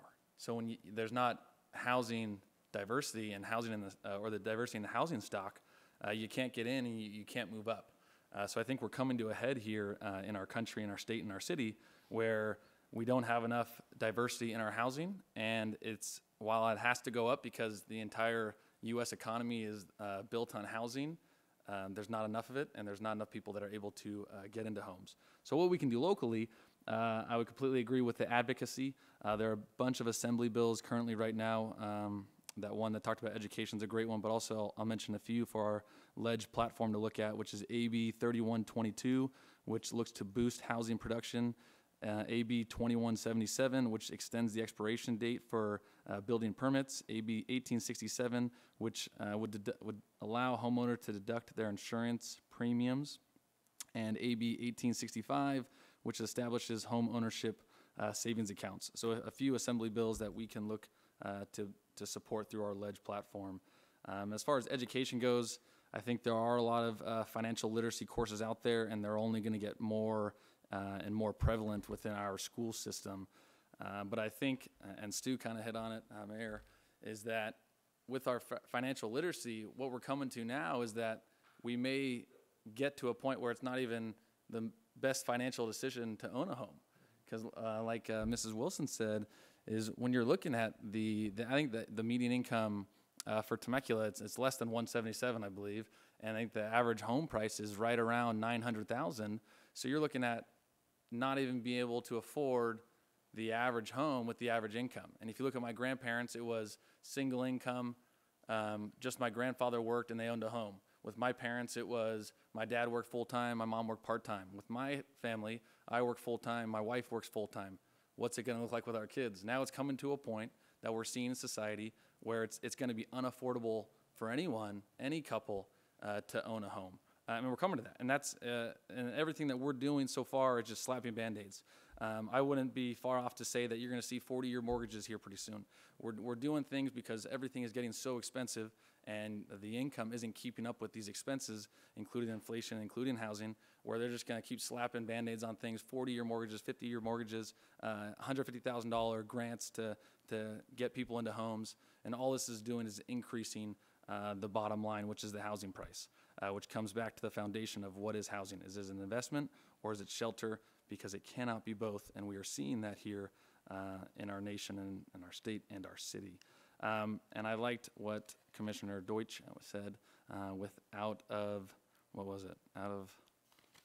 the box, there it is, out of the box. And I think a big thing, and the mayor hit on it, that I would like to look into is getting those first-time home buyers into homes again, allowing people to get out of the rat race, because even with affordable housing or even with market rate rent, you're paying so much where you're not going forward. You're just stuck.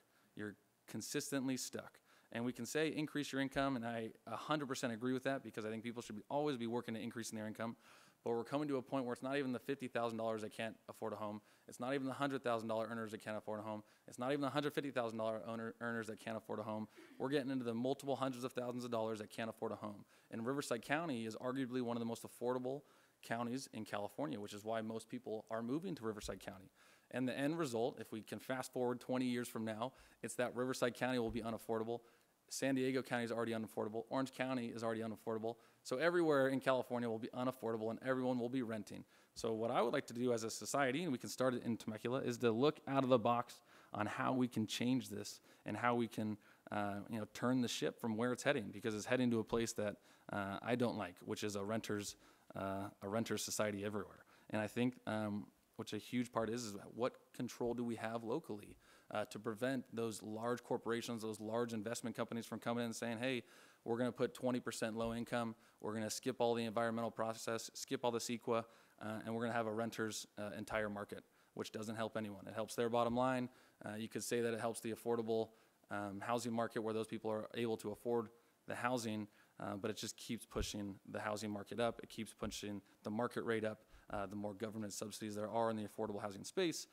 So my hope would be with the next RFP that we're going to talk about next, and I'll lead into that, is that we can look into doing things differently than we've always done. And maybe it would be something more of a condo. Maybe it would be something more of a limited equity model. And maybe in our RFP, we put that out there. Hey, maybe we can't force the developer to come in and say, hey, we're going to do for sale condos. We're going to do a limited equity 100-unit facility, which would be the first of its kind in Temecula. But maybe in our RFP, we can do everything that we can to try to make that happen. And that would be my hope, is because I think we're all on the same page. We know there's a housing crisis. We all want to think out of the box. The question is, how do we do it?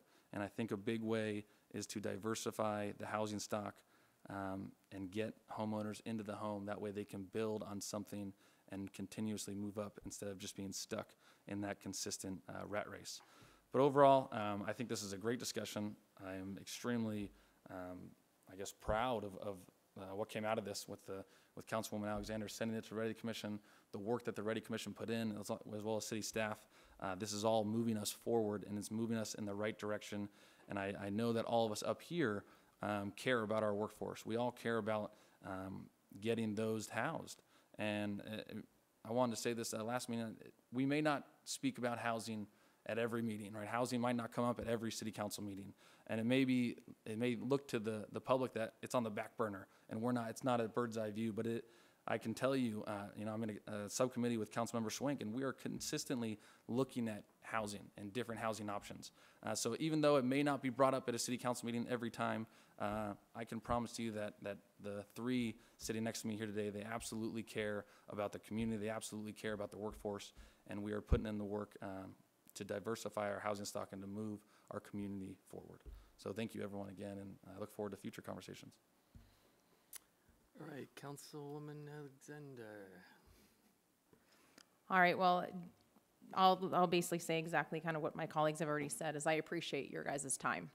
I obviously can see all of you put an immense amount of time in thinking into how we can better this next generation. What are the gaps and areas that this next upcoming generation hopefully won't fall in order to be able to deal with issues, and how do we bridge that gap? So I think one of the biggest things that we're seeing, and there's so many ideas going here, but for me, it's the financial piece.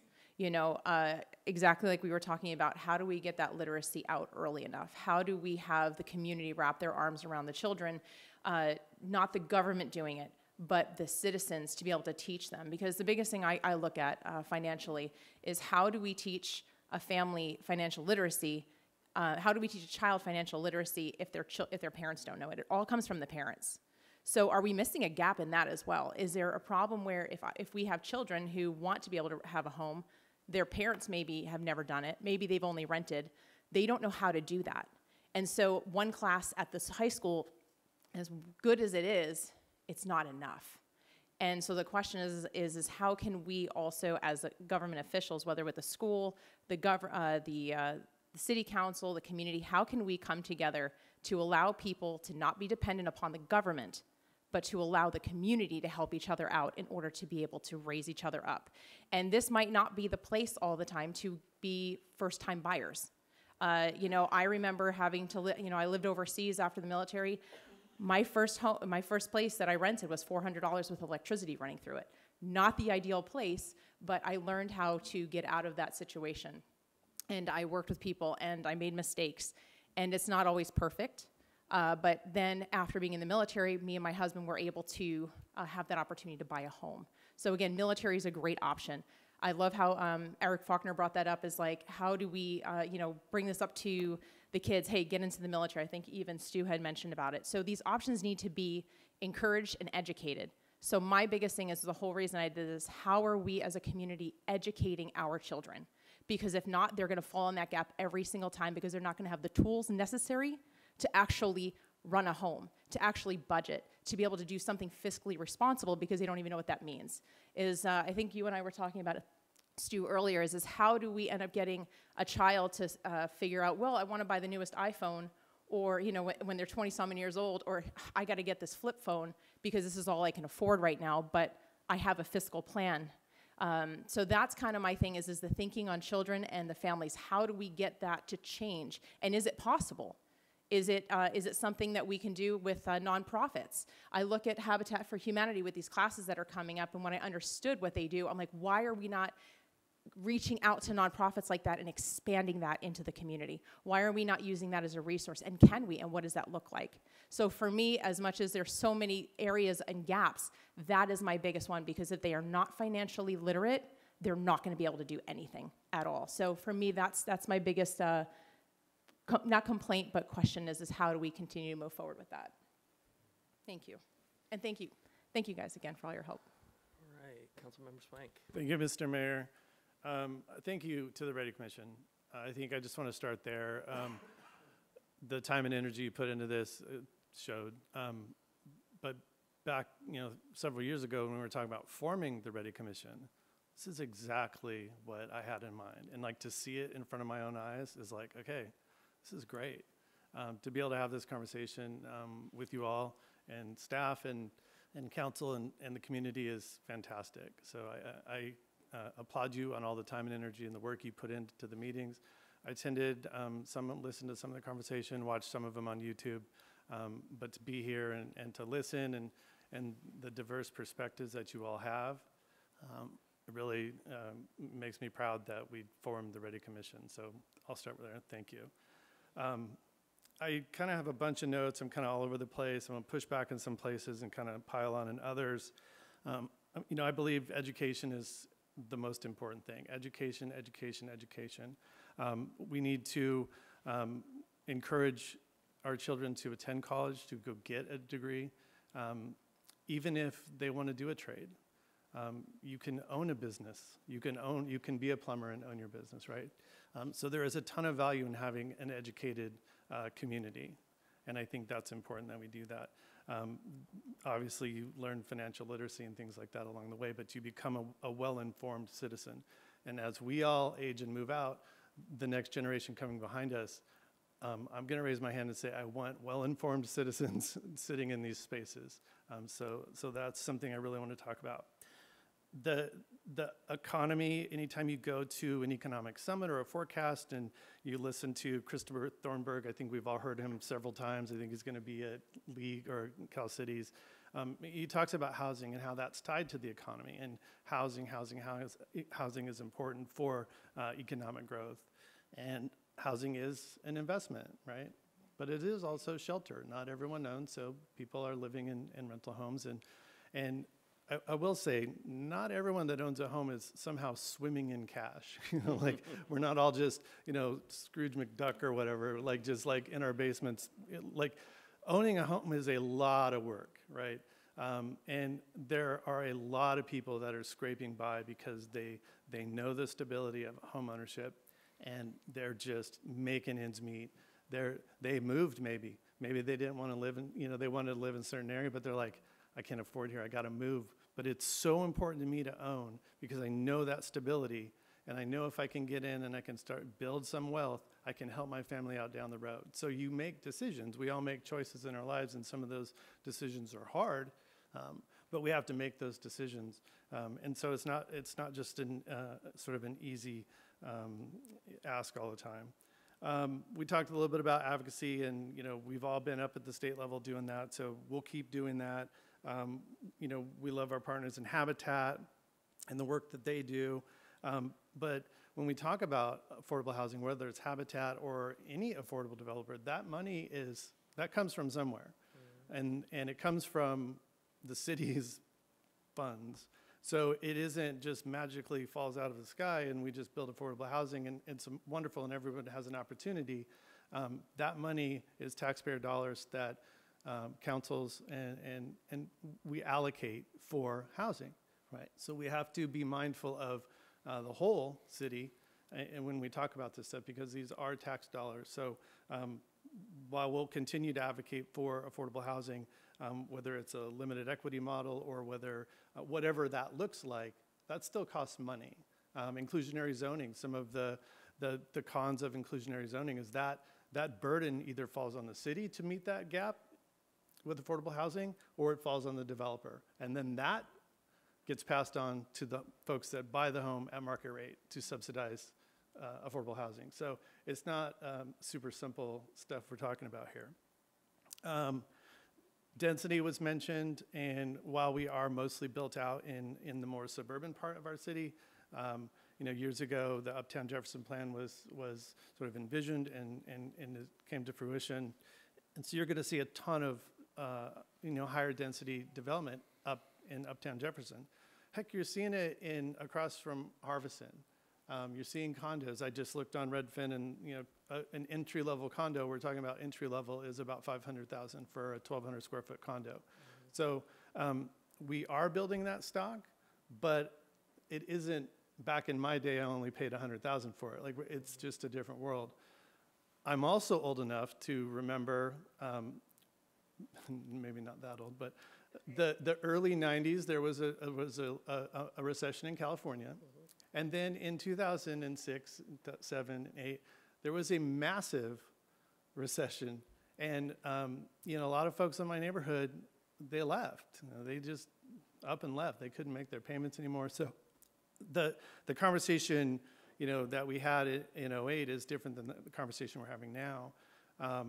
If you look at the pandemic and how that affected remote work, people can now live anywhere, but they can still work at their Silicon Valley job or whatever, right? So, like, that's impacted housing prices across the entire country.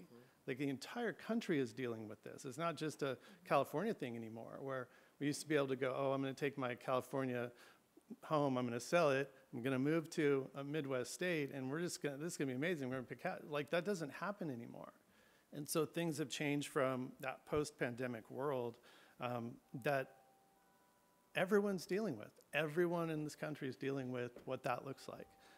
And, you know, it's also the economy. We have, like, California has the 5th largest economy in the world, and like, that's pretty impressive.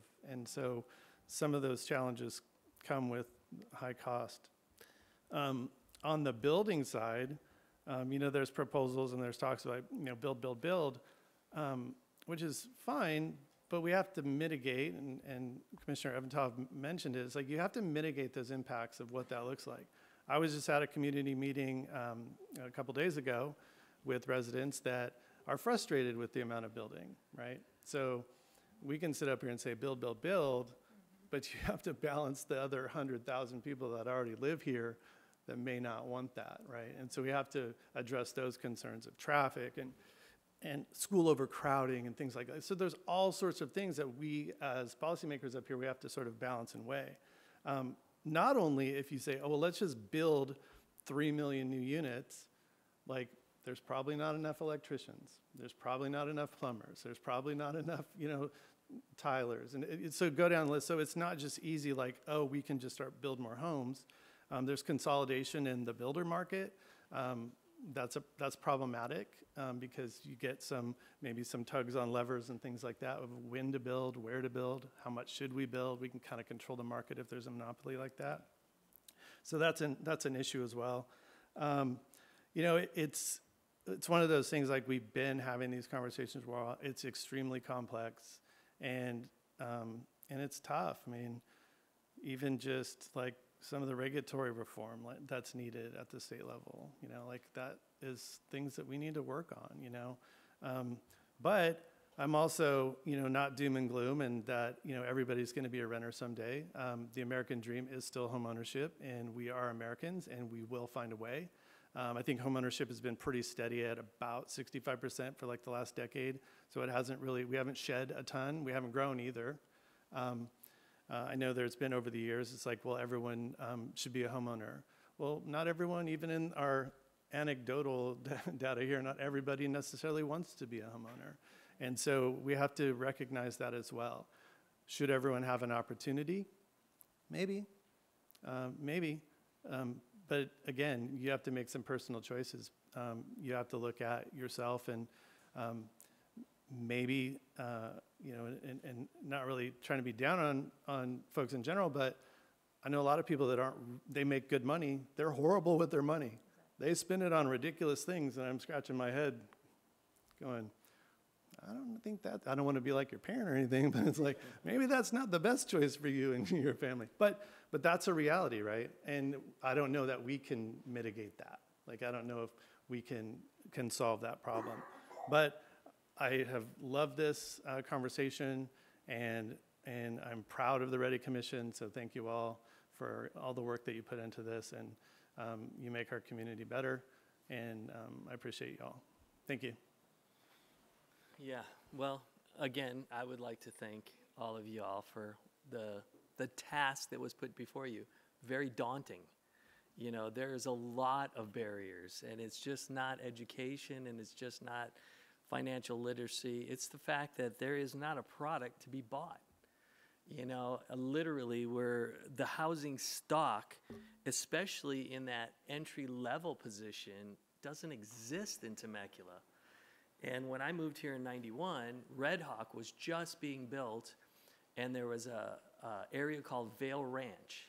And those were like 11 to 1,400 square foot homes starting at $99,000. This was like in 93 when those were being built.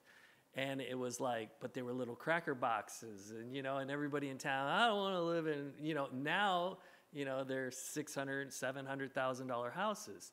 So that to me is the real problem that we have here today is the fact that we just do not have that entry-level housing. That's why I would love to see if there's something we can put in place that creates that model that a builder would be willing to build to sell. And so that's one thing I'm taking out of this whole thing. But when we talk about housing too, people think an investment, it's shelter. But more importantly, it's financial stability, because your payment's going to stay the same for the next 30 years. So you can plan your budget. You can plan your next 5 years out based on what your house payment is. And that's the missing link to this whole thing, is the financial stability that comes with ownership, whether it be condo ownership, home ownership, whatever. It creates that stability necessary to actually move your finances forward. And so that's something I would like to see us be able to try to find how we can create that entry-level product, because it just doesn't exist anymore. We are building some, there is some out there, but like you said, it's 500,000. Of course, anything that's going to be built is probably going to be 500,000. I'm sure Altair is probably going to start at 800 to $1 million. So it's like, yeah, there's going to be a lot of, it's going to be very, very difficult to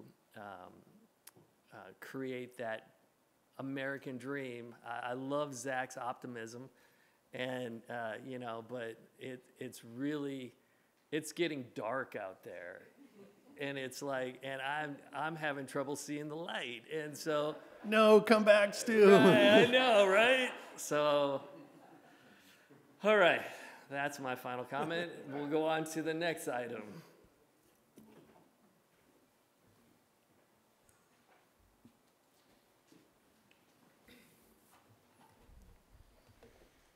We don't want it to be dark, Mr. Mayor. No. Do you want us to turn the lights up brighter in here? No, I'm good. Okay. Yeah, right. Good evening, Mr. Mayor, council members, and ready commissioners. This next agenda item is an RFP, or a request for proposal for affordable housing in Uptown. And it is going to be a quick 9 slides. So before we jump into the RFP, just want to provide some context. This graphic is our affordable housing inventory. And if you read the top line from left to right, you'll see that before the city even incorporated in 1989, we started out with 95 units. Those were the Oak Tree Apartments and the Rancho California Apartments. And then in 5-year increments, you can see what the city built. There's the name of the project and then the number of units. So from 96 to 2000, city built 180 units. From 2001 to 2005, another 106. 2006 to 2010, 70, and then so on and so forth. Until you get to the end, you see 121 units under construction. So just to give you some numbers, if you look at the bottom, you'll see we have 781 affordable units in the city with another 121 in the pipeline. So that adds up to 902.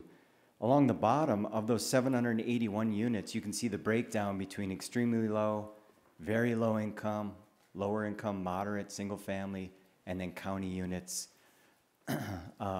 That makes up those 781. And the city's investment over that time frame is $57 million. Putting those units in a graphic form, you can see where they are throughout the city. I think you can see the 15 running north and south through the city. You can see a number of units in the Old Town Pujol area, but then you could see units are spread throughout the city. If you take a look at the map, you can see south of Temecula Parkway, we have some units centrally located in the city. East of the 15, we have some units. And then the RFP that we're going to talk about tonight is located in the upper left-hand corner of the city in Uptown, west of the 15. So what is an RFP? It's a request for proposals, and the intent here is to solicit proposals from developers that are qualified and capable of developing a high-quality, affordable housing project. So the process will include potential developers submitting materials detailing the following: their background and qualifications regarding affordable housing projects, their financials and funding sources that they'll use, basically a pro forma, the proposed income levels, the populations that they intend to serve, and then site plans, elevation, and proposed architectural design. So different developers will send us proposals, we'll review them, score them, and the city council will make a decision moving forward. And that's the last bullet point. After receiving the proposals, the city will interview the developers and with the objective of selecting a preferred development partner, and then we enter into an agreement. So the location of this RFP, taking a look at the map here, you can see Jefferson Avenue. The property is outlined in blue. It's 1.83 acres. It's located in the Uptown Specific Plan, more specifically the Uptown Sports District. And that road to the north is actually the off-ramp for the French Valley Interchange. So that intersection is the flood control basin, and then across the street is development in Uptown, and then to the north is Cherry Street, the off-ramp, and then you get into Marietta. Just, Matt, just right across the street there where you can see the construction going on, that's 300 some odd apartments that are actually being built. And closest to the freeway is a brand new hotel. So just that's what's going on right there in that photo. Thanks, Luke. And then to provide some additional context, here's some drone footage. You can see the cul-de-sac, and just north of that dirt road is essentially the site. And then as it pans, you can see the off-ramp. You can see the cement truck coming off the off-ramp, and then the 15. It's no longer vacant, though, to the south. So what is the city's contribution for this project? It will be land that was acquired with former redevelopment housing funds, and then $1 million in Community Reinvestment Program funds, or CRP funds. So that's the seed money to get this affordable housing project started. What's the goal? City's goal is to continue to work towards meeting our RENA numbers. I believe our RENA allocation for this cycle of the housing element was 4,193. We're slowly whittling that number away. We're down to 4,034. This project will help bring that number even lower. Again, we want to meet our approved housing element goals, and we want to continue to implement the Uptown Specific Plan. So, City Council input on the RFP. What I'm going to do right now is just bring up 3 different questions that we had sent beforehand for the meeting, so you could prepare. So we'll frame up the questions, and then the intent of this dialogue is we'll take notes. We'll take this information back to the Supportive Housing Services Subcommittee. We'll further refine the RFP, and then I think it'll go back to council before it's released. So the first question for the City Council and the Ready Commission is, what type of rental units are preferred? So for this next affordable housing project, should we look at micro units, which are less than 250 square feet, studios, 1 bedroom, 2 bedroom, 3 bedroom, a mix of those types of units? Next question, what income levels are preferred? It could be all affordable for the different income categories, or it could be a mix of market rate and affordable. And then the last question is, what special populations should be considered for units set aside, keeping in mind protected classes? So we have a project in Old Town across the creek called Vine Creek. And in that project, there's a number of units, and then there's a set aside for special needs units I believe there's 13 that are set aside for special needs. Some examples include veterans, seniors, special needs students, but then we need to keep in mind protected classes are legally protected from discrimination under fair housing laws and include but are not limited to race, color, religion, age, veterans, military, and disability. So that is part of the consideration if there's to be units set aside. So with that, I'll take a seat and turn it back over to the mayor to facilitate discussion on those 3 questions. All right, so Thank you. let's start with Councilmember Alexander. I have a quick question. What's a micro unit? 250 square feet? It's less than 250 square feet. So is it like a little kitchen, living room / bedroom in the same spot, or how's that? What does Think that look hotel like? room. Huh? Think hotel room. Oh, hotel room. Or like a school dorm. Okay. Yeah. Interesting. Okay. Yeah, go for it. So one of the questions that I had brought up after going through all this information is really needing more information. I don't really know what the need directly is. And so I spoke with our city manager early today and just saying, hey, what is the need for our city, our area? Are people coming in? And again, this is where our realtors are probably very knowledgeable is what are people looking for nowadays? What is affordable to individuals? We don't want to build, obviously, units that are not going to be utilized or going to be able to, people are going to be able to get into. So I'm going to ask actually the Ready Commission if I can ask you what I heard you, I think, said studio just a second ago. I sure did. Studios and 1 bedroom. Studios and 1 bedroom. Yes. And who's usually falling into that market typically? So it's not going to be the first time home buyer with their housing and family and all that, but it's going to be the individual that's working here in the community that needs a place to live. Okay. All right. So that's a big important part for us to be able to make a decision is who's coming in, who's not able to be here. Again, I'll say it. I agree definitely with Adam. This is not always a place for first-time buyers, but if we can help people to move into buying, and this is available to us. If studios are the way to go, then that would be something I would definitely be behind. Especially, I think the 1 bedrooms as well, because you have families, and that's the other thing I think we have to look at is how many families are not able to stay in these homes anymore. So they have children. Are we needing a 1 or 2 bedroom sometimes?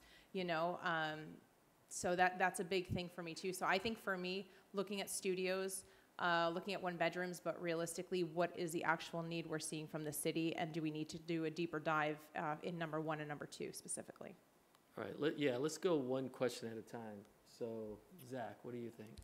Okay, so, and I'll just sort of reiterate what I talked about at the subcommittee meeting when we talked about this. So what type of rental units are preferred? So for me, I think it needs to be a mix.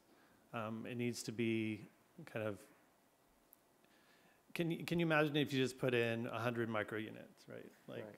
And I'm all for the data. I think we need to understand, but let's also recognize that, and just for a round number, we build 100 units, they're going to be full like ASAP, regardless of what they are, right? Like regardless.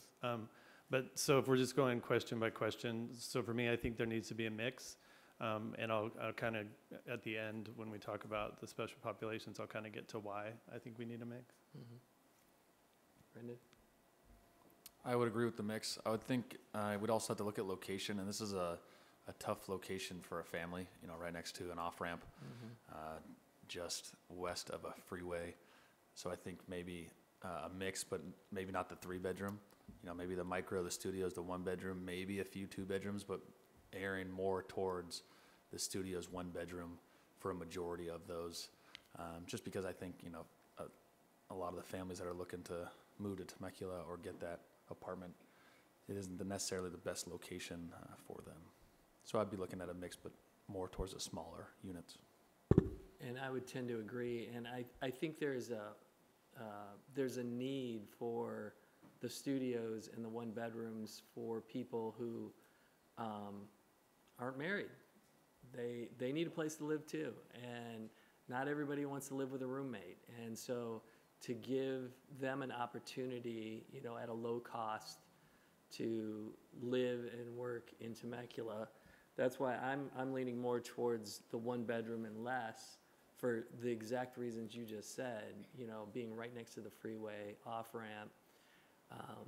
You know, you've got a hotel that's being built right at the other side, which is a great employment opportunity for someone who might be living at this affordable housing, and they can walk to work. And there's a lot of businesses right up the road from this project too that they could literally walk to work. So, so we don't have a whole lot of 1-bedroom studios or micro units. I probably wouldn't want to do micro units. I'd want to stay studio and 1 bedrooms, but because that's going to provide those people who may be working right up and down that corridor to be able to afford to live closer to where they work. So, all right, question number 2. Mayor, before we move on. Yes. One thing I know we talked about the rental units. Can we look into if the RFP can be sent out with a request for purchase units as well? That certainly could be done. Okay. From, If everyone if the agrees. city's investing funding, we could do a Okay. for perfect. sale or for rent. That'd be awesome. Thank you. Okay. Number 2, what income levels are preferred? Councilmember Swank. Okay, so again, I think a healthy community is a mix of all different people, and if we start sort of selecting everyone out by how much income they make, I think that's problematic. So I think it would be nice to have a mix of income levels, and especially if you're going market rate and affordable and for sale, you're going to want to mix. Okay. Brendan? Completely agree. Okay. Yep. Good enough. Jessica? All right, and so for me, I definitely agree that there will be need to be a mix, but I think, again, getting very specific on what the need is, because we don't want to build, and yes, the need can be met, but what is the need for Temecula and not for Riverside? But we want to be able to meet the needs of our families here directly. So again, I think just looking into that a little bit more would be wonderful to really make sure we meet the need for our residents specifically. But yes, the mixed use would be, I think, our best bet. And I agree. So, question number 3, what special population should be considered for units set up aside, keeping in mind protected classes? Brendan? The 2 that stand out to me would be, we talked about in the subcommittee, would be student housing, looking into keeping a portion of the units for student housing. You know, with MSGC and San Marcos, their campuses right here, as well as women and children. Maybe looking into emergency housing for women and children, and coming to an agreement on, you know, how many units. Maybe it's a percentage of the 100, you know, 5% or something like that. So I think that the 2 that stand out to me would be student housing as well as emergency housing for women and children. Jessica?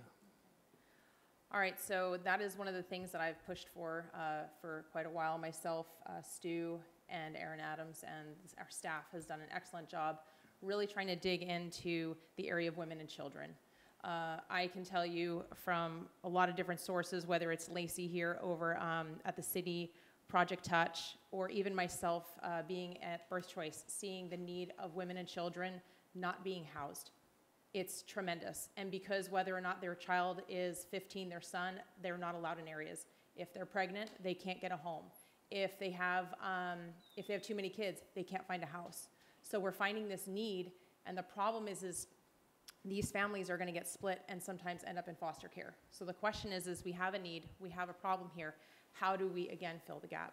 So what I would like to see in one of these areas for sure is to have a certain percentage of these apartments, these units, set aside for housing for moms for about 30 days. We've looked at some other nonprofits. It wasn't a good fit for us at that time. So this is our next step of where we can fulfill that need to get women and children off of our streets directly, because we're finding it. And so I want to make sure that also that this, again, talking about the gaps before, we want to be able to minimize those gaps for them to buy homes. And if they're in foster care and they're dealing with all of these issues, it's going to be less likely that it's going to be harder for them to succeed later on. So I would like to be able to set aside a certain percentage of these homes for moms and children, specifically for women and children, to get off the streets and get the help they're needing. But again, what I would like to see as well is not the government doing it, and how can a different agency, a nonprofit, an organization come alongside to help these individuals to get off the streets and actually get a hand up rather than just a handout. So that would be something for me, definitely. And I think also just looking at this, seniors. You know, seniors don't always have a lot of places to live. And so we're seeing it. Things are getting more and more expensive. We have houses out here that are, you know, big houses. These people, if they're by themselves, they can't take care of a home anymore. They're not mowing the lawn. They're not doing all these things. And so for them, where do they go? They get stuck. And so I think actually this is a great opportunity for seniors to get some place to live and feel secure as well within our community. So those are my two options for sure. So are you, I'm just clarifying, so are you suggesting maybe the city actually maintain control over a few units to use for our purposes? Is that what you're saying? And that will fulfill the need for sure coming from the state for beds for ourselves as well. Right, okay. So, and Yeah. I think if I can just add to, you know, a lot of people, unfortunately, they have a stigma, you know, and it just is what it is. I can't change how people think about transients and things like that. Everybody needs help if they want it. But if we can end up getting people off the streets and helping them in the right direction, I think we have an obligation as a community to do so. And so I think it's a great opportunity for us to really flourish. Okay, all right. Zach. Thanks, Mr. Mayor. So again, I think these are all kind of tied together. So the students, we talked about that in subcommittee, and I think that's an important group that we need to prioritize. And when we really talked about it, it was more like what you build will attract the people that you want to be there, right? Mm-hmm. So like if you're building sort of these smaller micro units or studios, you're going to attract, you know, students or, you know, younger folks just starting off in their careers or their job or whatever. I wouldn't close out on the 3 bedrooms, and it's going to go to Council Member Alexander's comments about holding some of these units aside for city use. And I don't want this to come off the wrong way, but there are families, not just women and children, that are experiencing issues, right? So you have husbands and wives that are married that have children that are experiencing issues, and I think some of the opportunities now require families to be split, right? So if you're splitting a family, like I don't want to do that. I don't want to split a family. I want to make sure that a family that is together can stay together. And so if that means we have to have a couple 3 bedrooms, we should do that. Because it isn't just women and children. It can also be men and children. It can also be families and children. And we should think about it in that more holistic way. So for me, it's you know, if we design a mixed sort of size development with mixed income levels, and we retain some control over some of those units, it gives us a ton of flexibility. And it also creates a really nice community to live in, because you have, maybe you are a senior and you just want a small 1 bedroom, and you move in, and there's a family that's just, you know, next door, right? And they're checking on each other. So it's not just a bunch of single people, you know, there's families there. And so I think that builds like a really nice community to live in, right? And so I think that's why it's important to, you know, have a high standard for what we're developing, how we're developing it, the amenities that are there, and how to maximize that space. And Maricela, you mentioned in subcommittee that for student housing, there's potentially a density bonus for student housing. So that might be an option to help sort of make the project pencil. Because I think this can be really great. The only downside for me is the location. It's right next to a freeway, and it's right next to an off-ramp. And so some of those things in the RFP, like we need to make sure like the sound and sort of the pollution, light pollution, air pollution, those things need to all be mitigated as best as possible, just due to the location. But I think if you build, you know, mixed income levels, some market rate, a bunch of different sizes, you're going to attract a really diverse community, and having, again, going back to having some control over some of those units for some of the families and some of the women and children and men and children that are experiencing some of these issues are really going to do wonders for our community and help people out in a really meaningful way. So I think this is a great opportunity for us. All right, ready, commissioners? Okay, Adam. Thank you for the opportunity to speak. Sure. Appreciate that. First off, thank you for acknowledging the location and its proximity to the freeway. You've got social justice, EJ issues that are going to be climbing all over you guys with this if it's located there. Especially if there's going to be more and more traffic on the freeway. Phase 3 of the freeway project, it's problematic in that regard. As far as the mix, I think that the market, your consultant who's going to look at all this and know what works, what's worked in other cities, a national core company or somebody like that who does this probably will make the best suggestion as far as the mix. But what's missing in that corner of the world is retail. And so where are these guys going to shop? So if you're trying to steer people down through, say, through the Jefferson-Winchester intersection, y'all don't want that. So where do they go? They'll have to go up to the north, and then you have retail drainage. So I'm not sure that that's what you want, but another issue is safe paths to schools. There isn't a school in that area, or even just pathways to walk. Now, you do have a sports park, I believe, going in across the street. So there is that access. But one of the things that's an issue is, well, park it, the additional traffic going up that way. Also, have we consulted with RTA to see if they can support additional transportation routes in that area? I think it's RTA, so yeah. And I have to, have you thought about seriously mixed use so that you create an urban village, so that you have a hotel, you have units already there, you're going to have probably more. Have you thought about mixed use so that folks really do not have to get in their car? And that would be very beneficial, especially if you are having folks that have special needs, that they don't have to drive, that they can just walk downstairs and get what they need. And then lastly, fire station, substation, PD station, where are they being served out of? Would it be, which station, and does that meet that need? Because it's kind of in that far corner. So that's just a question I'm curious about. I by no means know anything about that stuff, but anyway, so. Just a quick question. So is mixed use even something that can be done with an affordable housing model? Yeah, we actually, in Old Town, we have 2 on 5th Street and 2 on 3rd Street. Those projects were done in the mid-2000s. The affordable housing dollars that were used for those projects were allocated directly to the residential units only. So the builder was responsible for the commercial units on the bottom. They've worked great, and that's where the Cuban restaurant is, the Mexican restaurant, and lots of other things. So it's been very great for Old Town. It was done that way as an economic development tool to get the commercial, but also get 2 for 1, get the affordable housing as well. The problem, they're great, but the issue with those types of projects is those are a different type of construction type. So their parking, they have podium parking.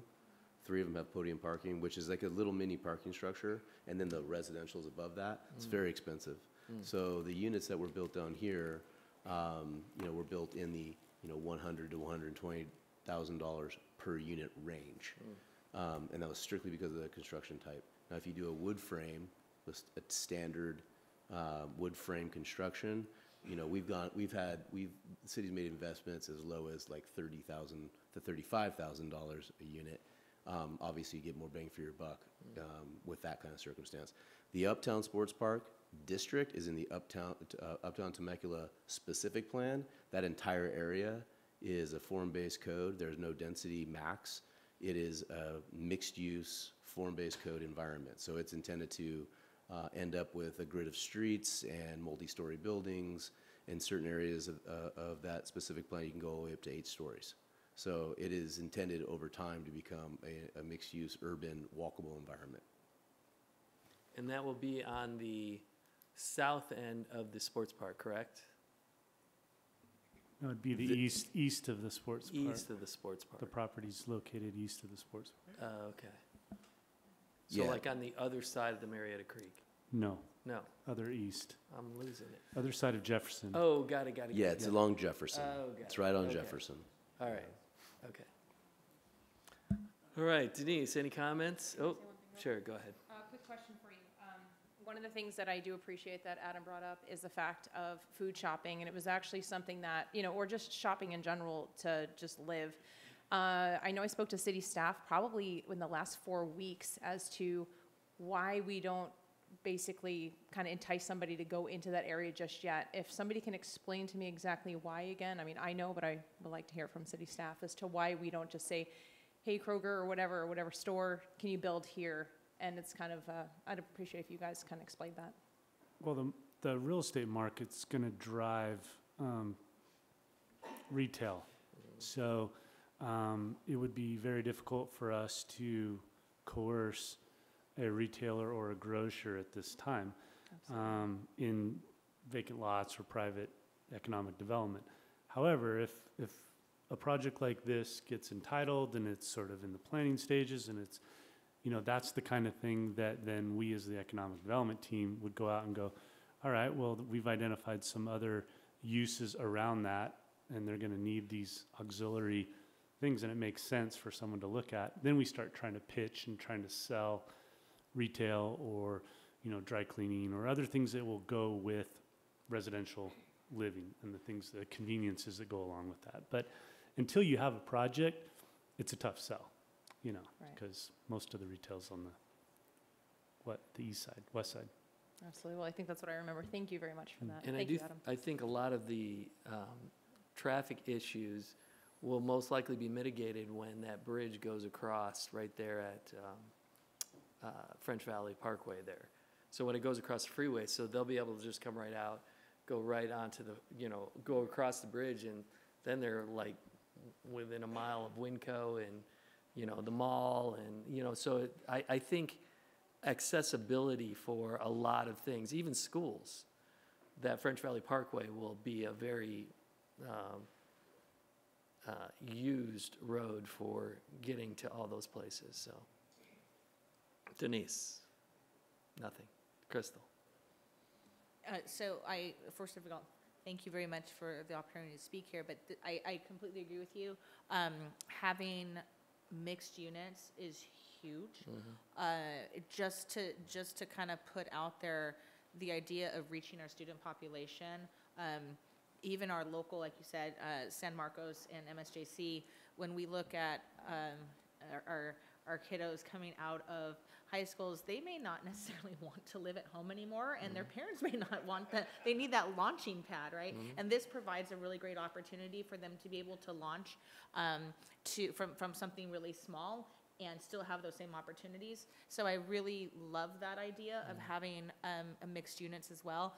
As far as the affordable pieces, 100% I'm on board with what Zach's saying. That is something that you don't want to obviously draw attention or isolate a particular segment or group by saying, well, this is obviously only within this reach, so then everybody knows in the community this is, that doesn't make sense. So having a mixed market is really, really important, I think, just for the sense of community is important. When we look at those special populations, I agree with Councilmember Alexander in terms of our seniors, but I don't know that this is the right location for that, for the same reason that Councilmember Kalfa stated as well for smaller families, because of that proximity to freeways and not maybe as accessible to some of those places currently right now. But I do agree with the sentiment that we need to provide opportunities for our seniors. And even going further, I mentioned to my colleague over here, Ms. Wilson, in terms of our seniors and even the larger 3 bedrooms, there are some very small families who are functioning as multi-generational homes, and that 3-bedroom provides that opportunity to bring grandma in or grandpa in and still keep their family unit together. And that's something that I think is also really important. And again, we're still kind of scooping up our senior population as well within that. And just in terms of accessibility, again, speaking to that special needs core and even that student population, this is a great spot because it is accessible to certain, the job market, to certain places. There's a ton of industry right there, and you don't have to necessarily have a car. You can get there through other small, short means of transportation, an electric bike, or what have you. You can do that, and so this makes it very accessible to our special needs community also, and I really like that. So to that end, I would, as much as I want to, and my heart says go towards that senior population, I don't know that makes the most sense, but I do see absolutely our student population and our special needs groups benefiting from that location right there. Eric. Yeah, like one, I really like the mixed variety and mixed use. Number two, I like the mixed market rate with affordable. I would like to see that lean more toward affordable on number two. And and this income based, this apartment complex income based. So your income's outside the range, you have to transition to something else, correct? So that education on those that are moving in there to ensure that they understand transitional housing. If your income falls out, they need to be aware of that, so that's not this fight coming in, why can't I stay here? So making sure that's inputted and making sure they understand it and agree with that as well. But I really like that, see that move to mixed rate, market rate, but more affordable units in that space.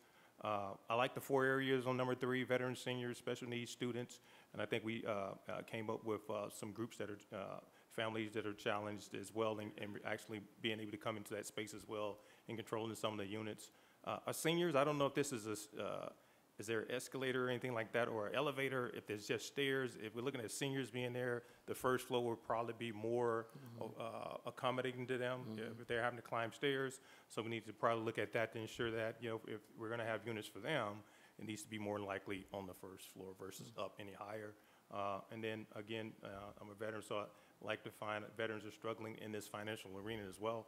So how we can assign units there. So I like those 4 areas, in addition to families that are struggling to be put in there as well. So that's all I have. Thank you for the information as well. Jackie. Everything Eric said. Yeah. Lyman. Thank you. Yeah, I agree with the mixed types of rentals and the mixed income levels. I do think that I've been frequently reminded by organizational psychologists that form follows function. So figuring out what the need is, and that was mentioned earlier. So making sure that we're clear about what the need in the community is before we make hard decisions. With respect to special populations, I would add to this conversation about seniors and single parents, single mothers. There are 60,000 children in Riverside County who are under the age of 18 who are being raised by relatives. And housing, much like it's a push factor into homelessness, it's also a push factor into foster care. And so I would encourage us to add that to the list of special populations, relatives who are raising their relatives' children. Stacia. Yeah, totally out of left field here. Have you ever seen in your Facebook feed those stories about like how a student gets a discount or a grant if they help the senior who lives down the hall or whatever? I'm thinking, how do we also create community? And I don't know what kind of nonprofits can be brought in at the ground floor when we're creating housing, but it might be a really interesting opportunity. And I don't know what our communal spaces are in this particular housing complex, but if we're talking about a very, very interesting special population, I could see a woven fabric, and I don't know how we encourage that, but maybe there's a way. Yes. I'd say one more thing is if we build this and we open this is not something that's specific to Temecula residents. This is open to anyone, and that's the challenge when you do affordable housing in a unit like this, that people from outside will come in If you build it, they will come, right? So it's not a first-time, first-served basis. No, Temecula residents, you get first access. That's not the case. You open this up, you cannot discriminate. Anybody can get this, and it still leads us into our challenge of housing. It still leads us down the road of housing the people that are struggling right now in our city to get in these types of units. So we have to understand that as well. We can build these units, but anybody, Orange County, San Diego, Riverside, San Bernardino will see this, and they will come. So, and they will fill these units up. And there's no first come, first served basis to our Temecula residents. And I think a lot of times our residents don't understand that. They think we build it, we have their first access to get to home.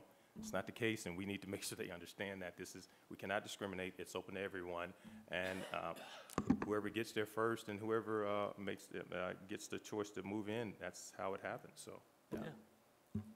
Yes. Just curious, if maybe Matt or Luke know, what are our current, just with our current affordable housing, what are those wait lists, looking like right now, and what can we look to expect out of something like this too? Well, I mean, it's generally speaking, there's a very long wait list for all of the developments, multi-year, yeah. So I don't know exactly, it's day to day, but it's multi-year at all of the developments that we have in town. Yeah. And it doesn't matter which income level. The Doesn't matter. extremely low is just as long as wait as the moderate income. Yeah. All right. So that being said, any final comments, Mr. City Manager? No, I think I want to thank the Ready Commission for doing your homework and bringing your knowledge and perspective to the table today. And it was a good conversation. This is a heavy lift. We're not going to be able to solve all of Temecula's or the nation's housing issues. But I'm encouraged by the conversation. I'm excited about what we can do with the project that's in front of us, and this was a start today. And I also am leaving with, the barriers, the things that exercise. It showed us that there are resources locally, even if we're not all talking to each other. And so I think what I'm leaving with from a staff's perspective and for anyone's perspective is that we have to be mindful of that, and we can do a better job in terms of connecting people when we see them in need. And we have a lot of great things going on here, but sometimes we just need to point people in the right direction to get them the help that they need. And so, no, I thank the City Council. I think this is a good start, and appreciate the support, and I'm looking forward to sharpening our pencil and working on the finer points of this RFP, and you'll see it in the near future, and we'll probably hash this out at the subcommittee level in great detail, and then we'll put it all in front of the full City Council for final approval, and then we'll cast this net out there nationally and see what kind of proposals that we do get, and then the negotiations begin, and we'll see where it brings us. So, thank you. Any other comments from the City Council? Well, thank you again. Did you guys like the workshop approach? Yeah. We loved it when we did it with the Planning Commission, so that's why we wanted to do it. Huh? Oh, yeah, definitely, yeah. Way more entertaining. So thank you all. We're adjourned.